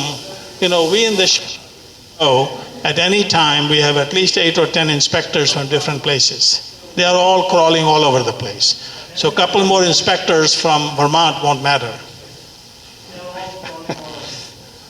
We have one last question for you. Okay. Yes, thank you. I wanted to ask about your calculations of radiation levels at the site boundary. Did you include in that the 2 canisters that will have greater than Class C waste, the reactor vessel internals? In the calculations that we Yes. have done, I couldn't tell you until I look at the report, but these reports that we prepare for those are done for a hypothetical condition. We assume that every fuel is burned to maximum limit. It's loaded in the most adverse configuration. It has minimum cooling time, and then we come up with the dose. That's supposed to be the ceiling to inform the user that if you load it in the worst possible way, and if you have the worst possible combination of burn-up, enrichment, and cooling time, then you get this dose. We will presumably perform calculations for Entergy, and if they ask us to include the GTCC cask, we will, of course. Yeah, It should be included if it's going to be at the site. Right. Yeah, we had actually been told by an Entergy employee that there was a possibility that the reactor vessel internals, when they were broken up and put into 2 of the casks at the site, that they would have higher radiation levels, and so that's why I asked the question.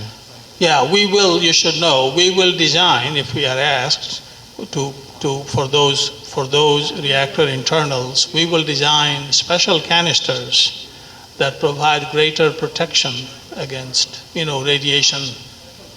greater radiation blockage, what I meant.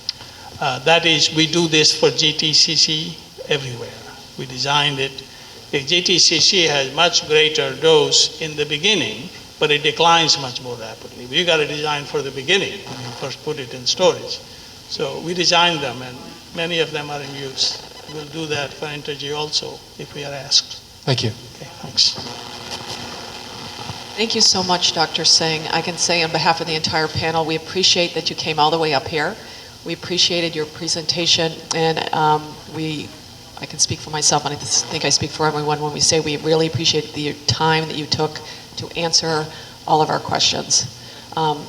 So thank you, and we don't want you to feel like you have to sit and listen to us for another hour. So, but I think we all appreciate it very much.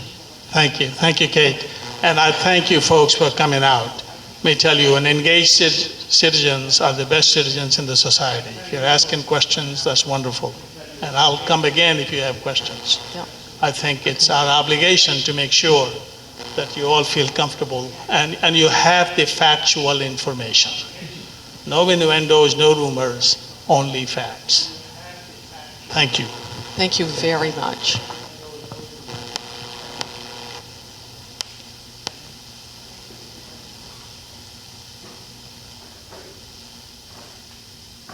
Are we ready to move on? Is everybody ready? The next subject we were going to talk about is the advisory opinion process. When we left the last meeting, I'm going to do one thing before we keep going.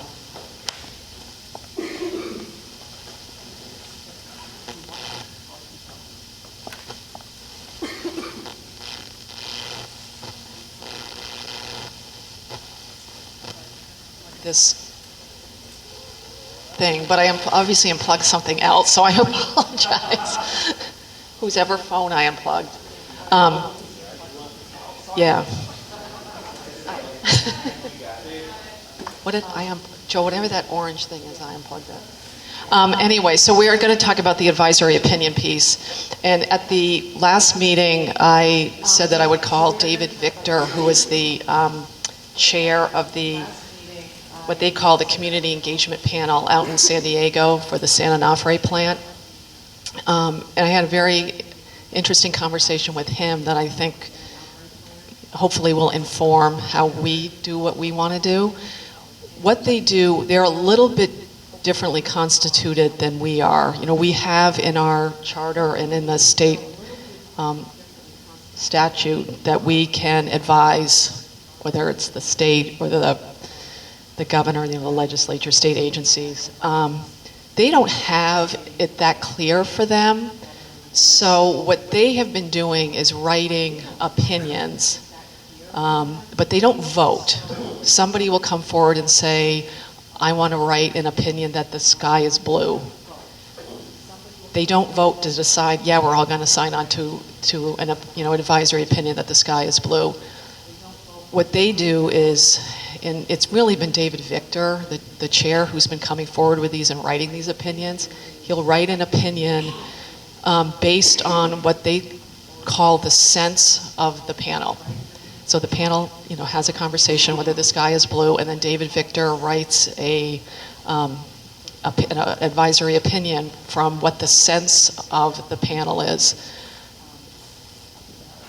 Personally, I'm not sure that I really like that idea, because what is the sense of the panel? Who gets to say what the sense is if you're not taking I'm voting yes, or I'm voting no, or I'm abstaining? So that was my first reaction when he explained that to me. I'm like, I personally, but that's up to everybody, but my first reaction was that doesn't seem like a good thing. So the way and after this conversation with him, there are two issues for us. There's the process, if we want to do it, and then there are the issues that we would make advisory opinions on, and who would be sending our opinions to. This could get really complicated, so I think whatever we do, we don't want it to be complicated, because there are 19 of us. There's also that issue of how many of us will actually feel comfortable raising their hand and voting on something. It may become just the 6 citizens at a certain point. So I'm just laying this out based on the conversation I had with him. I don't know how much we can go around the table and talk about this, whether at the end we'll say, well, we need a small subcommittee to talk about this. I did have a conversation with Aaron Kosicki about the Public Service Board CPG process, because I didn't want us to feel the time pressure to have to talk about issues tonight, have to make a decision on what we're going to do tonight. We've got plenty of time. We've gotten through the entire CPG process if we want to make a comment to them. So there's no time pressure where that is concerned. So obviously, too, we need to decide there should be public input on all of this. So I don't know where people want to start with this. Chris has got his hand up, So I don't know if we want to have a conversation and maybe end up in a committee. It's up to everybody here. Yeah, I could, this maybe could go really smoothly and really easily and painless. But this may be, something else you may want to form a committee around this one. What I really wanted to ask was, I'm curious, do they have staff? Well, they don't have staff, but David Victor has staff, because every time I have to call him, I set the appointment up through his staff person. So, they themselves don't have staff, but I think some of the people on the panel have staff. So I think it makes it a little bit easier, because he writes,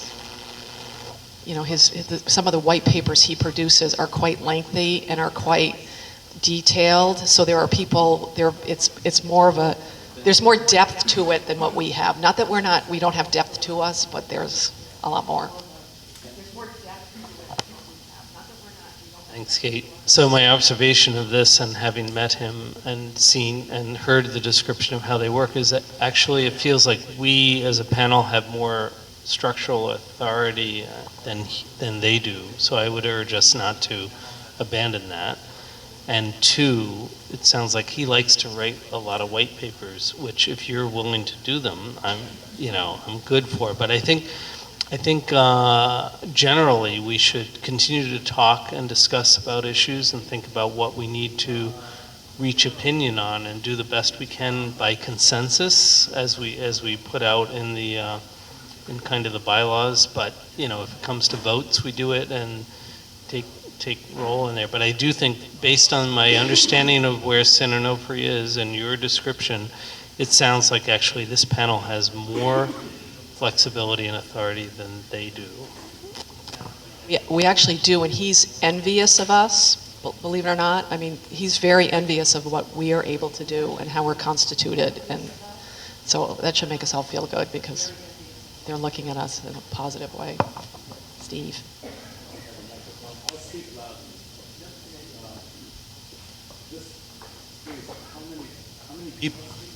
How many people are actually on this group that he's able to take a sense of what their thoughts are by just going around and looking at them or whatever?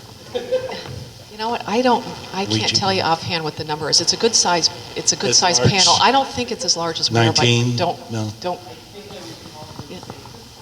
Yeah, it's something like that. But I think a lot of it, based on the conversation I had with him, and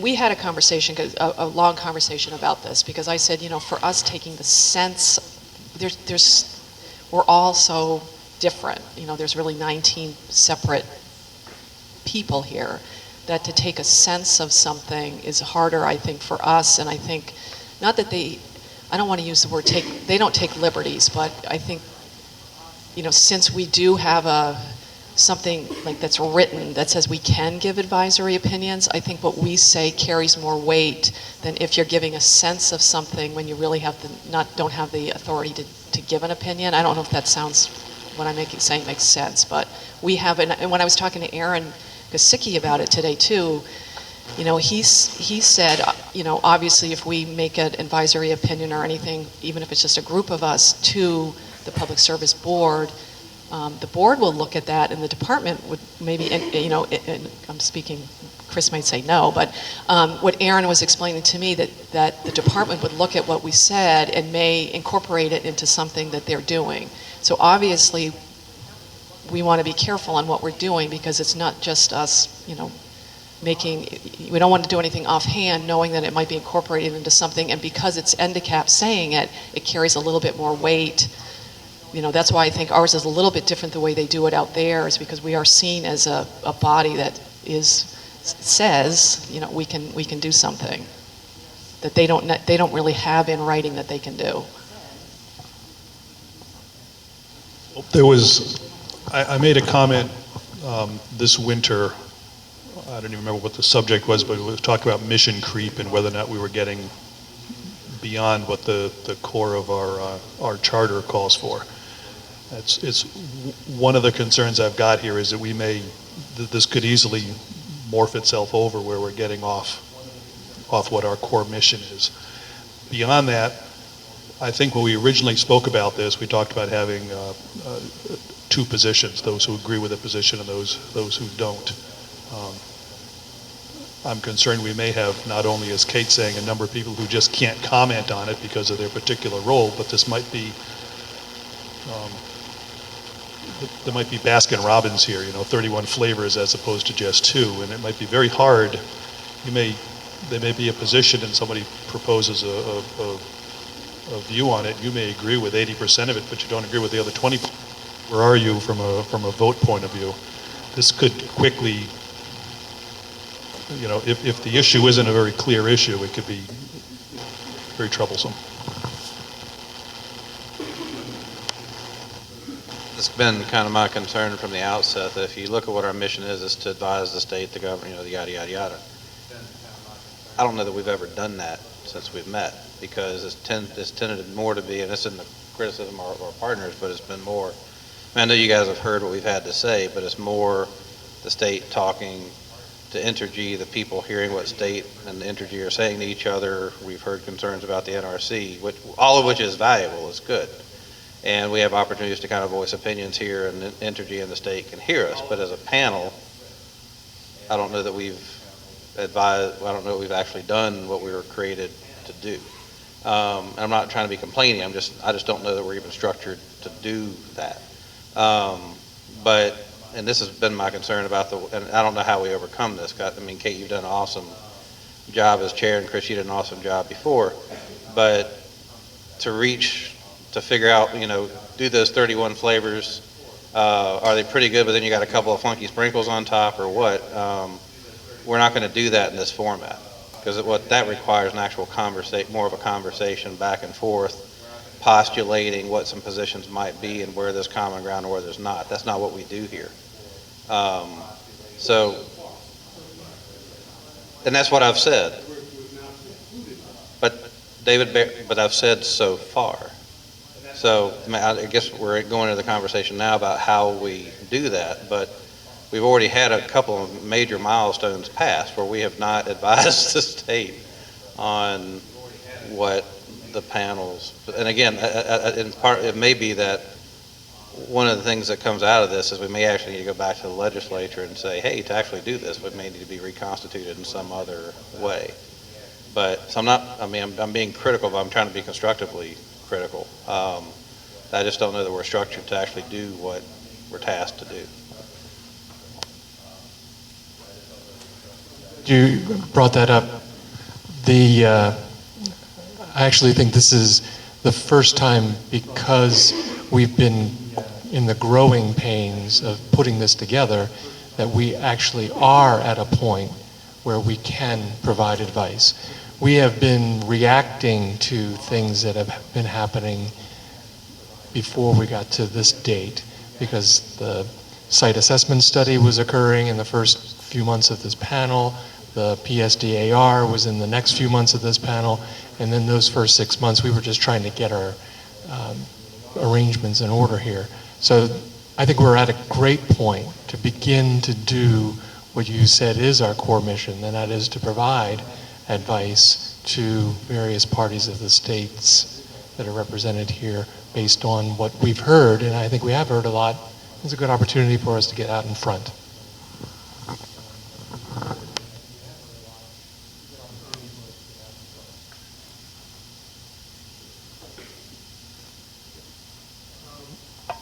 It seems to me a couple things. One is we heard from Tony that this contract of Catherine Morris as a consultant here has been extended. She was quite helpful in sort of getting us started, figuring out a charter and some other, just sort of procedural things.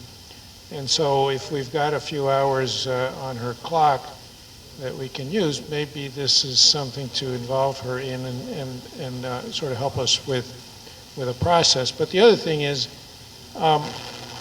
it seems to me we just sort of have to dive into this, and there are some issues that we could identify pretty soon. There are issues around the decommissioning fund, issues around the ISFAC, things like that, that we could decide to schedule a discussion as opposed to just hearing essentially testimony and input from the public, but having a discussion of this group around a particular issue, getting public input in the same session, and then seeing what is emerging. Maybe, and it's going to be different for different issues, maybe a sense of the group really is fairly cohesive. Maybe there's several flavors. I don't think you're going to get 31, but you might get two fairly diametric viewpoints. You might get sort of three nuanced ones. And so what we could end up with is something where then subcommittees are formed to kind of draft an opinion. And at the next meeting, we vote. And one of those opinions would turn into sort of the majority position, and one or more might turn into minority positions.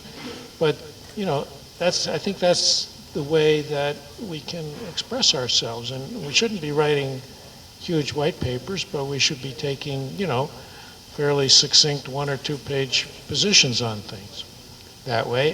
And to be complete in these opinions, to also communicate whatever the minority positions are.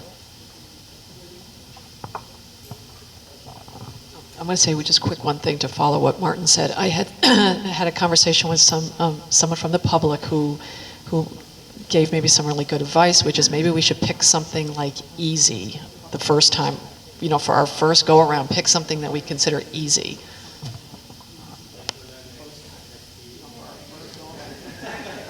Even that might have several opinions, Chris. I think. I like what was said about the, a work session or a discussion session as opposed to this type of meeting, although these have been very educational. And another one of our charters is to be a conduit of information to the public, and I think that that's been valuable, at least I hope it has. So we could do work sessions and maybe a committee to draft something from that work session to put it into some language that could be considered. And the two that Martin mentioned, I think, are right on target. The Decommissioning Trust Fund, which is an ongoing issue now, and the new storage pad. And Bill put together quite a bit of stuff that we could look at for that. Which brings me to the question of those of you who know the schedule that I should and don't. When would we have to get something to the Public Service Board for that to be advice that they heard? I talked to Aaron Kosicki about that just today, and he says and Chris probably can answer it more than I can, but he says there's absolutely no rush. And we have until this whole thing is done next year. But obviously, it would be great if we, yeah. He said, I think don't the goal worry. is to try and get the ISFC pad, CPG done in the spring of next year. So there's a schedule with technical hearings really this summer and fall. So it would be better to get comments in, the end of by the fall, but there's still time after that.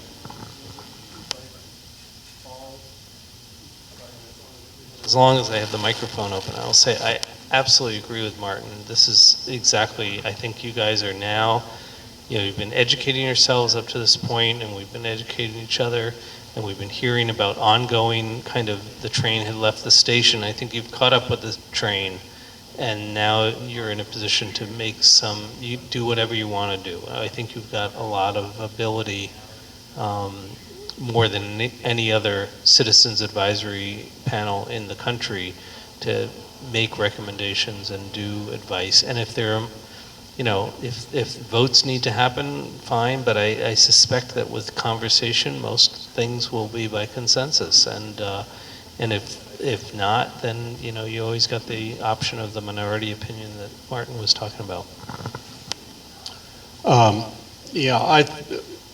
My expectations for this meeting were that, in fact, the work that Dr. Irwin did would be the start of a conversation about advice that we would be making to the Public Service Board on the Certificate of Public Good. I'm perfectly willing to have this conversation about whether we want to engage or not, but as being part of the decision body that put this thing together, a couple of things. Understand that of the 180 people that have a vote in the Vermont legislature, not everyone voted yes to put this in place, okay? So let's not be shy or scared of the notion that we're not going to get 100%, okay? Right?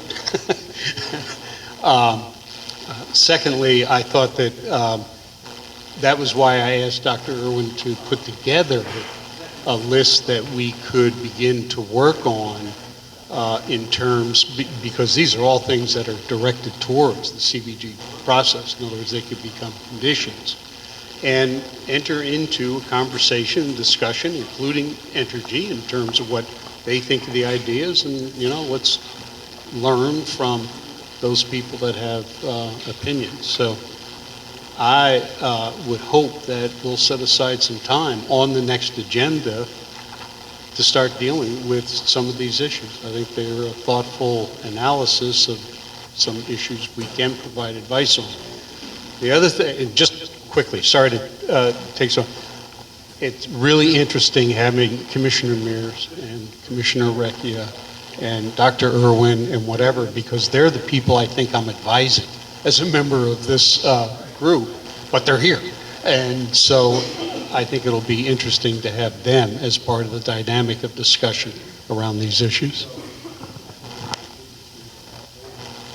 Let me talk about what our schedule is between now and the end of the year. We have 2 more meetings scheduled. Oh, I'm sorry, David, you want to go first? Trying not to just repeat what other people have said, but just to add a little bit. I really do agree, Martin, with what you were suggesting in terms of we can define a way that we can use the resources and time and information that we have to present useful information in whatever, a variety of different forms. And I just had a few thoughts in terms of how we might do that. In some cases, we may, I'm thinking about this discussion that just happened now with regard to the nature of these casks. A highly technical scientific issue that I'm not sure that we're going to form a credible opinion on, but one thing we might do is invite an independent, third-party expert to come share other information with us that might help illustrate and identify some issues and questions that we should make sure that the Public Service Board or that our respective agencies need to address. Or we might, in the conversation with the public, hear some questions that really resonate with us and that we decide we really want to amplify and give voice to at the Public Service Board in a way that they might not be able to do as individual citizens. So I raised those as options of ways that we might serve a really useful function without necessarily having to come, hash out among ourselves the level of kind of highly detailed technical recommendations that we might in an ideal world want to, but we can't. We don't have the staff and or expertise to do that.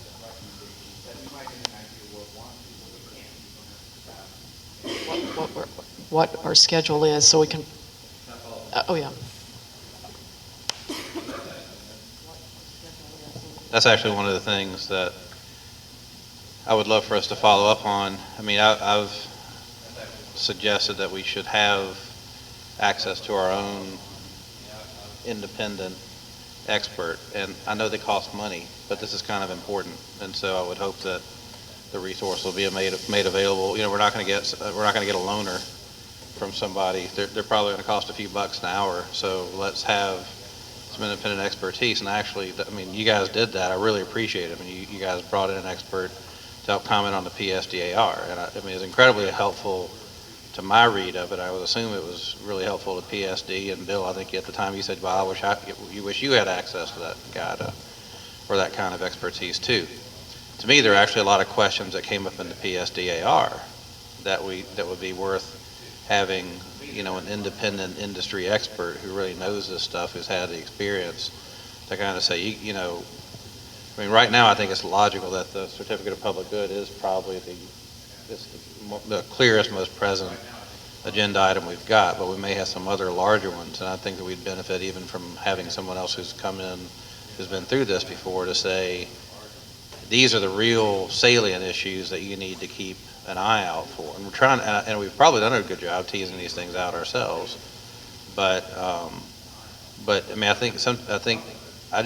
don't want to give this committee short shrift by not giving it the resources it may need to kind of help fully inform ourselves. And it's great that it's awesome that we do have the state officials here to help advise and give their perspective, but at some point the panel itself may need to just have kind of unfettered access to somebody's, kind of like what we had tonight, that we can ask. That's not going to happen. We're not going to have those resources. And what I would like to suggest as an alternative is that if you take a look at what Dr. Irwin presented, those are questions that you send to the Public Service Board.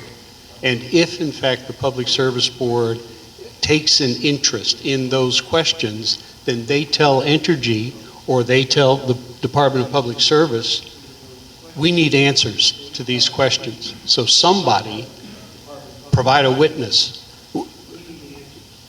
This group, through legislative appropriation or use of agency resources or whatever, we're not going to have that expertise to the level and for the length of time necessary to bring folks like me along to answer questions about dry cask storage. It isn't going to happen. But if it is a question, and a legitimate question that resonates in our minds, and we turn it into a question to the Public Service Board, I think that they have the tools. We had this whole question about billback and whatever. They have the tools to turn to an agency or to the applicant and say, we need expertise on this, and make it happen. They have authority to make it happen. So I would think about it in just a little bit different perspective. I think that's a pretty, accurate way to see what's likely to happen as far as additional resources and things like that. Related to, what recommendations, opinions, whatever we provide to the CPG in particular, I guess I would only ask that we look for those items that aren't otherwise going to get raised by the existing process or the other stakeholders who are already part of that process. So there's no reason for us to be redundant to A&R, for example, or Department of Public Service. If those stakeholders have these things on a list of things that they think are valid, then so be it. That's fair. I mean, that's normal business. So we as a group should find those things that are not on somebody's radar screen already. So it's kind of somewhat winnow down what's on our list. Yeah, I'm going to be magnanimous and agree with everything that everyone has said. But we might be trying a little too hard. When you guys make recommendations or advise anybody, be it me or David or the Public Service Board, part of it is, as a citizens advisory panel, just knowing where the tenor of the questions are. I mean, you can simply ask, as David was, Representative Dean was just pointing out, you don't need to know the answers of questions or to come to conclusions in order to say, hey, we've been talking to dozens of people over 6 months, and we think this is an issue you should look at. That's good enough. And you can go more specific. You can say, gee, we really think that the ISFAC pad should be, 2.7 meters thick instead of 2.3 if you want, but it'll take a while to get there. I think that there's a wide range of options here, just in terms of advising what the general public is thinking and what the questions are that, one of the concerns, I know you probably haven't heard this before, but one of the things that the Public Service Board is kind of criticized for is being kind of aloof and independent and a court-type structure, which is how it was designed, and that it's not very accessible by citizens. Well, here's an opportunity to have this panel help advise the parties of record, A&R, us, others, to really, take your concerns and questions to heart and get answers to them in the processes. That said, I think 90% of what we're doing here is going to be outside the Public Service Board jurisdiction and purview, but hey, the dry cask IFSC pad is a good place to start, and that is definitely within the Public Service Board proceedings. So.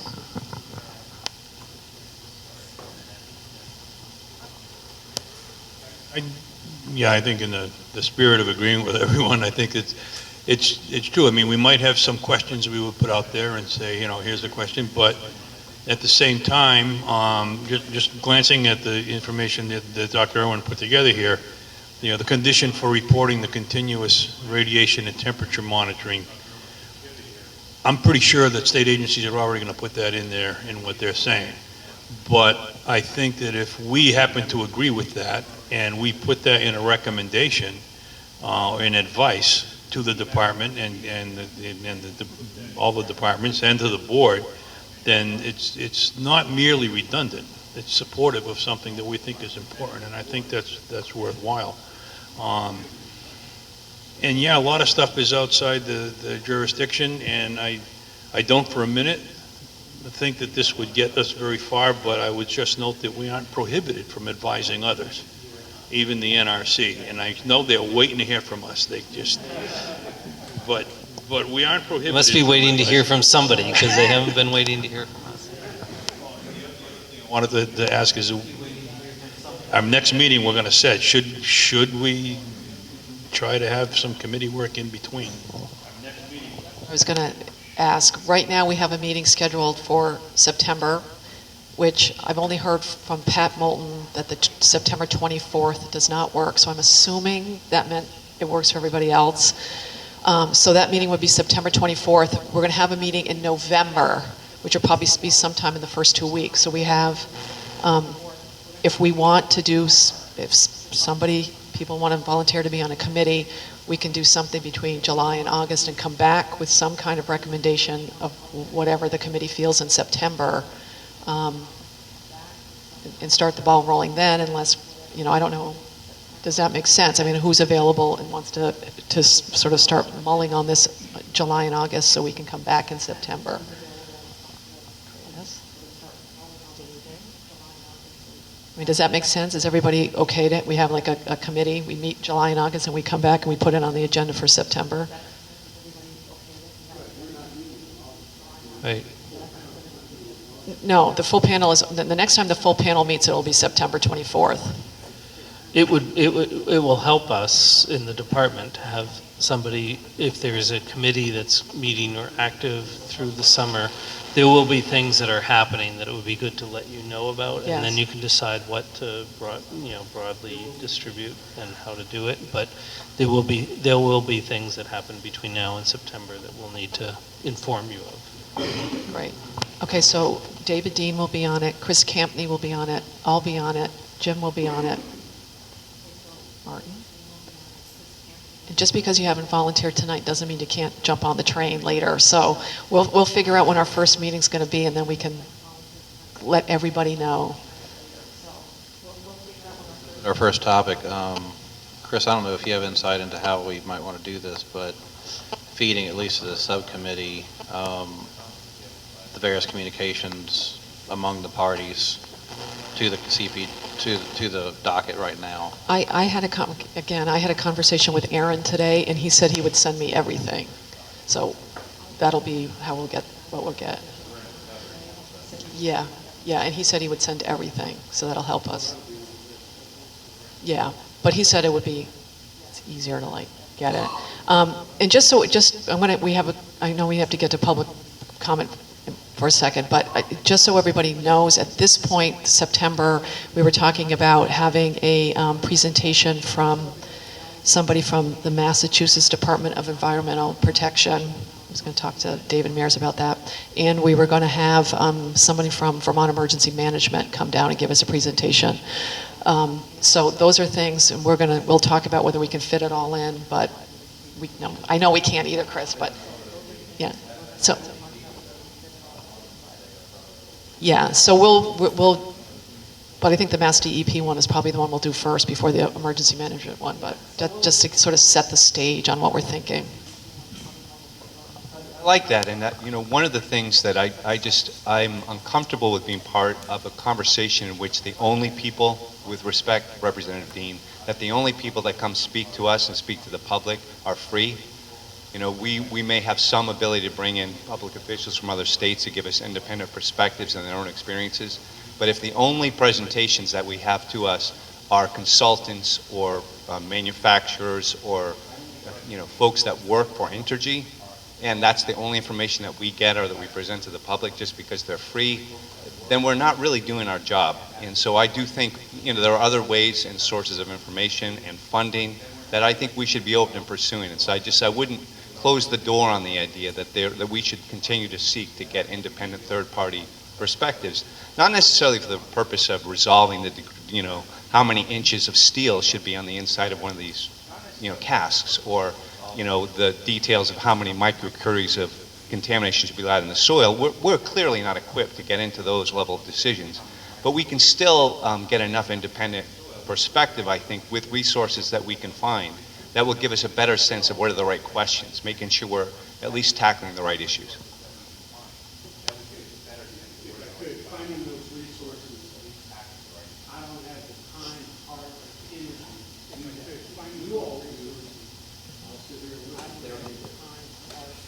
So, at the risk of exposing my budget to next year's legislature, I have offered to, within reason, do these type of things. If you guys identify stuff that needs to be done, I'll try and meet it.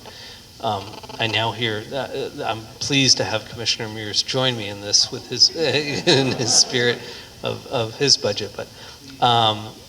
In all seriousness, like the trips that are going on to, Connecticut Yankee and Millstone next, we will be happy to do those type of things. and I'll let you know when it starts to hurt. Okay, but I think we can do some of this. And no joke. There are resources, and one of the reasons we're stuck in this place where we're having to kind of struggle about what resources are available or the nature of having to deal with a merchant plant. When you look at the other closures and the other citizen advisory panels and some of the other circumstances, they've been in publicly regulated situations where there's been money available through those systems to support groups like this. I don't think we can, I really just don't want to pretend like we're going to be a functional group to deal with the highly technical issues associated with the nuclear plant decommissioning process without having some expert information. And if the only source of expert information is that which is free, then we're not getting the full picture or the opportunity to really examine things. So I just feel like whether it's hard or not, and I certainly do not have any budget to pay for this, but I do think I'm certainly willing to ask the legislature, to ask federal agencies, to use whatever authority we have to extract funding from Entergy or others. I just think we should be willing and open to identify the opportunities that we have to get independent input and pursue them. Right. So we'll have part of our plan besides having a little committee meeting is we'll think of who we can get and how we get them.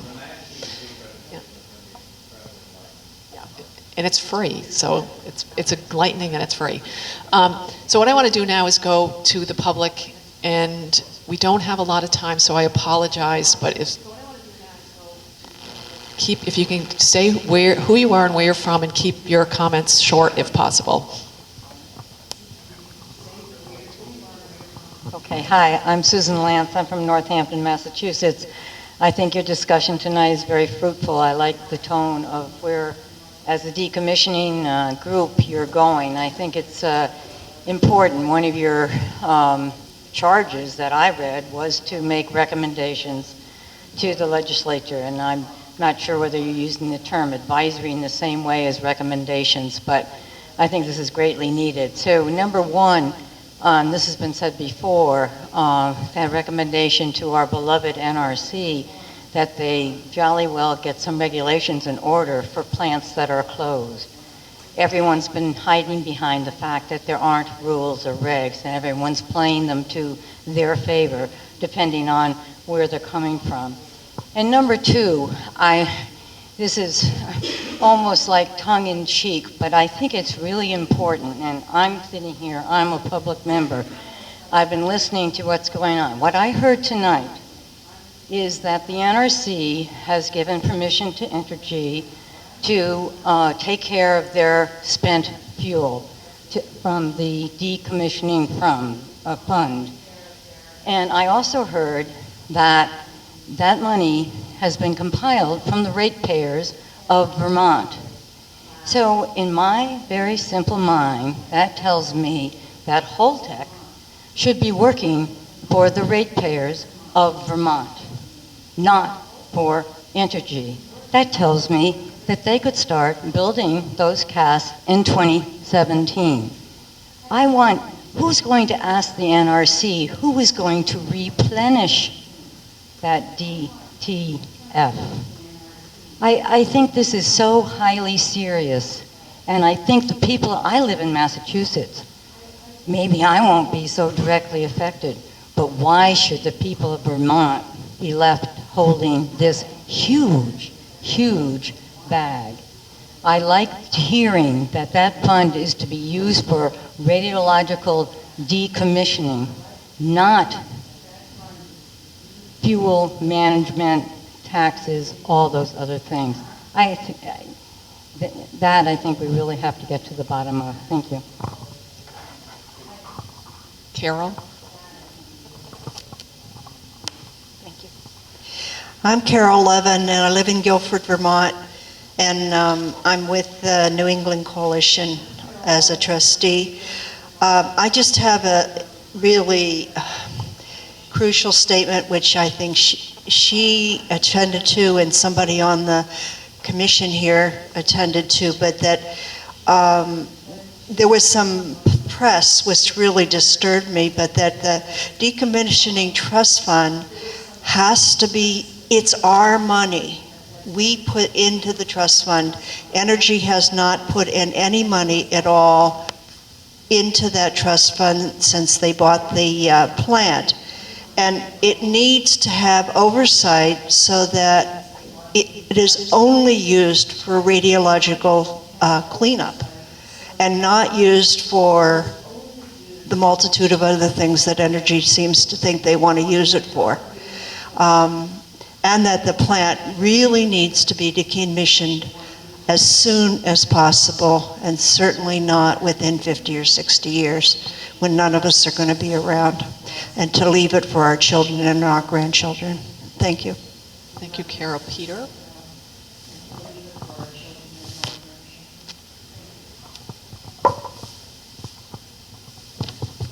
Peter Vanados again from Brattleboro. I think that we're pursuing a line of, I think we're going in the wrong direction because the casks, I think we're mostly convinced that in any case they're pretty much attack proof and they'll be good for at least the next 300 years or so. The real problem, I believe, is the spent fuel pool, which is not attack proof, which is 3 stories off the ground. And I think that we should try to get Entergy to get the spent fuel out of there as soon as it's decanted, or the time period I think is 5 to 7 years, as soon as possible, because that is a real danger. The other thing is that some years ago there was a scientific study which came out that only so much of these only so much of the spent fuel could be stored close together, and Entergy said, okay, we'll only have so much of this spent fuel stored together, and the fact is that they've stored a tremendous amount more than is considered safe. And it really can be a dangerous situation. I would like to see more attention paid to that. Thank you.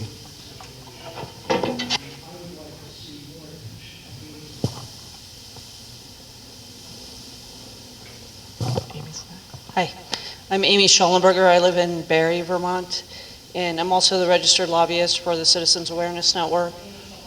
First of all, I just want to say thank you to you all for taking your responsibility so seriously. Really appreciate that. And I have a process question. If you do have a subcommittee, I just have a request that whatever information seems appropriate is available to the public on the website, mostly because I'm hearing you saying that public comment is important to your process, and it will help people to be more prepared for the meetings that we can comment at if we can see what the questions are that we should be thinking about. Thank you. Yes, we will definitely do that. And just so everybody knows, when we have a committee meeting, they are publicly warned and open to the public. So we have full transparency on all of our meetings. I'm Frances Crow from Northampton.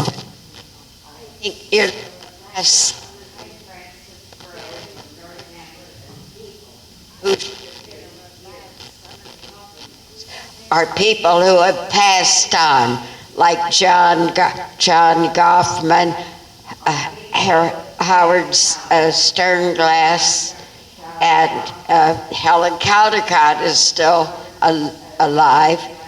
But I think you need to read the article in the Rolling Stones this month about, it's really based on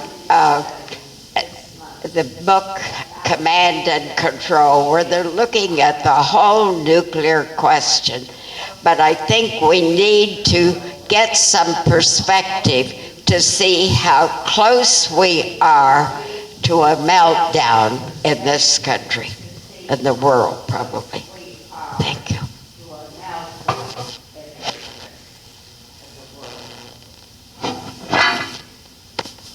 Bert Picard, Brattleboro. Just want to say this last part of the discussion tonight I found very positive. I like the direction the panel is going in, and I especially very much agree with the comments of Commissioner Mears that, yeah, wherever possible, third party would be very important to get independent, experts advising. And I'm really pleased with it. It sounds like the panel is really getting geared up to take a more active role, and that's good. And I do think expert information from outside is very, very important. Thanks. Is there anybody else from the public? Clay's getting up.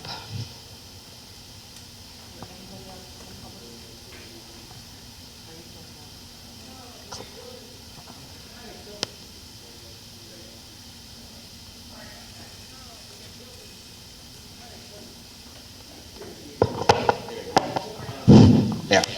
Hi. I'm Clay Turnbull. I live in Townsend, and I'm a trustee with New England Coalition on Nuclear Pollution here in Brattleboro. I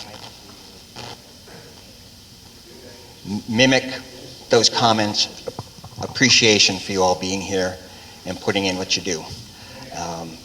I bet you don't have a whole lot of anything else happening in life, right? You just, like me, you can't wait to get here.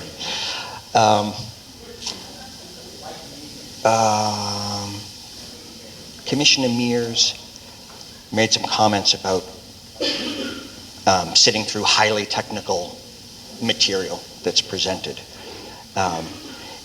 And one thing I would like for this group to do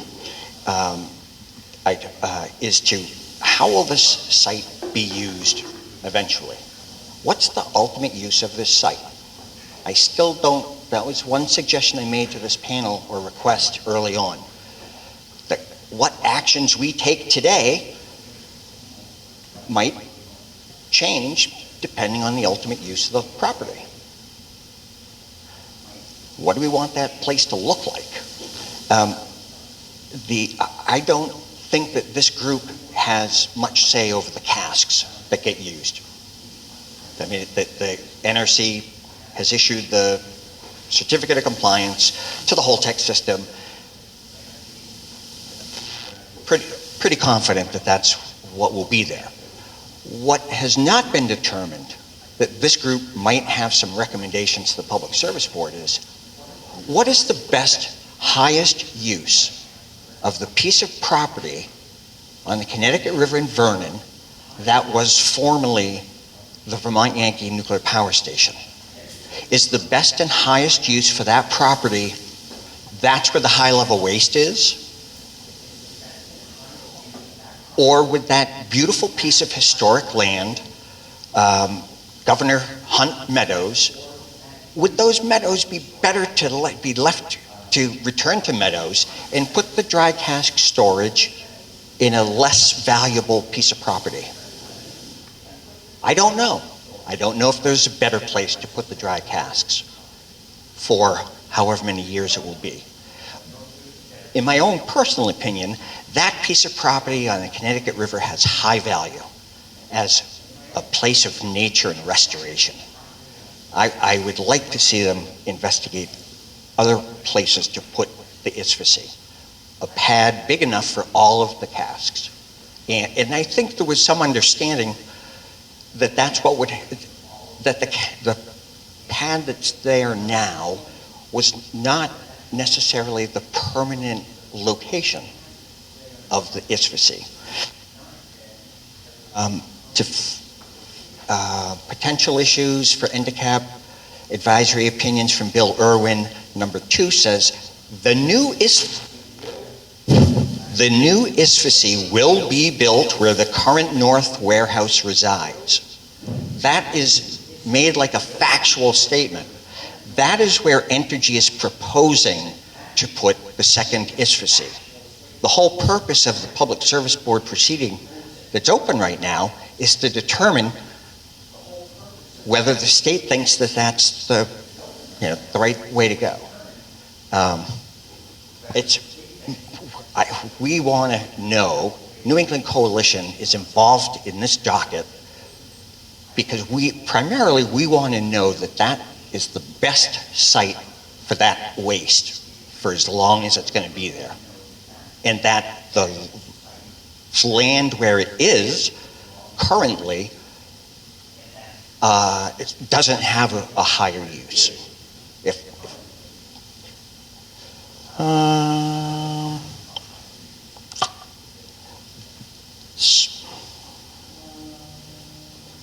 Aaron Kosicki said there was plenty of time to get some information to the Public Service Board.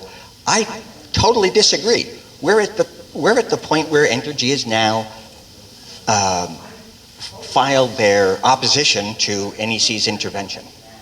And if we're not in there, then it's the Department of Public Service and A&R and Entergy. Wyndham Regional Commission. I lost my track. The Public Service Board should hear as soon as you folks have something to tell them. I don't think there is a luxury of time, that the proceedings are underway. So, thanks for hearing my comments. Okay, we'll let you have one quick comment. We're going to Howard Schaefer, Enfield, New Hampshire, former startup engineer at Vermont Yankee. A bell went off when you were talking about how are we going to go ahead. This is from my professional experience of engineering review.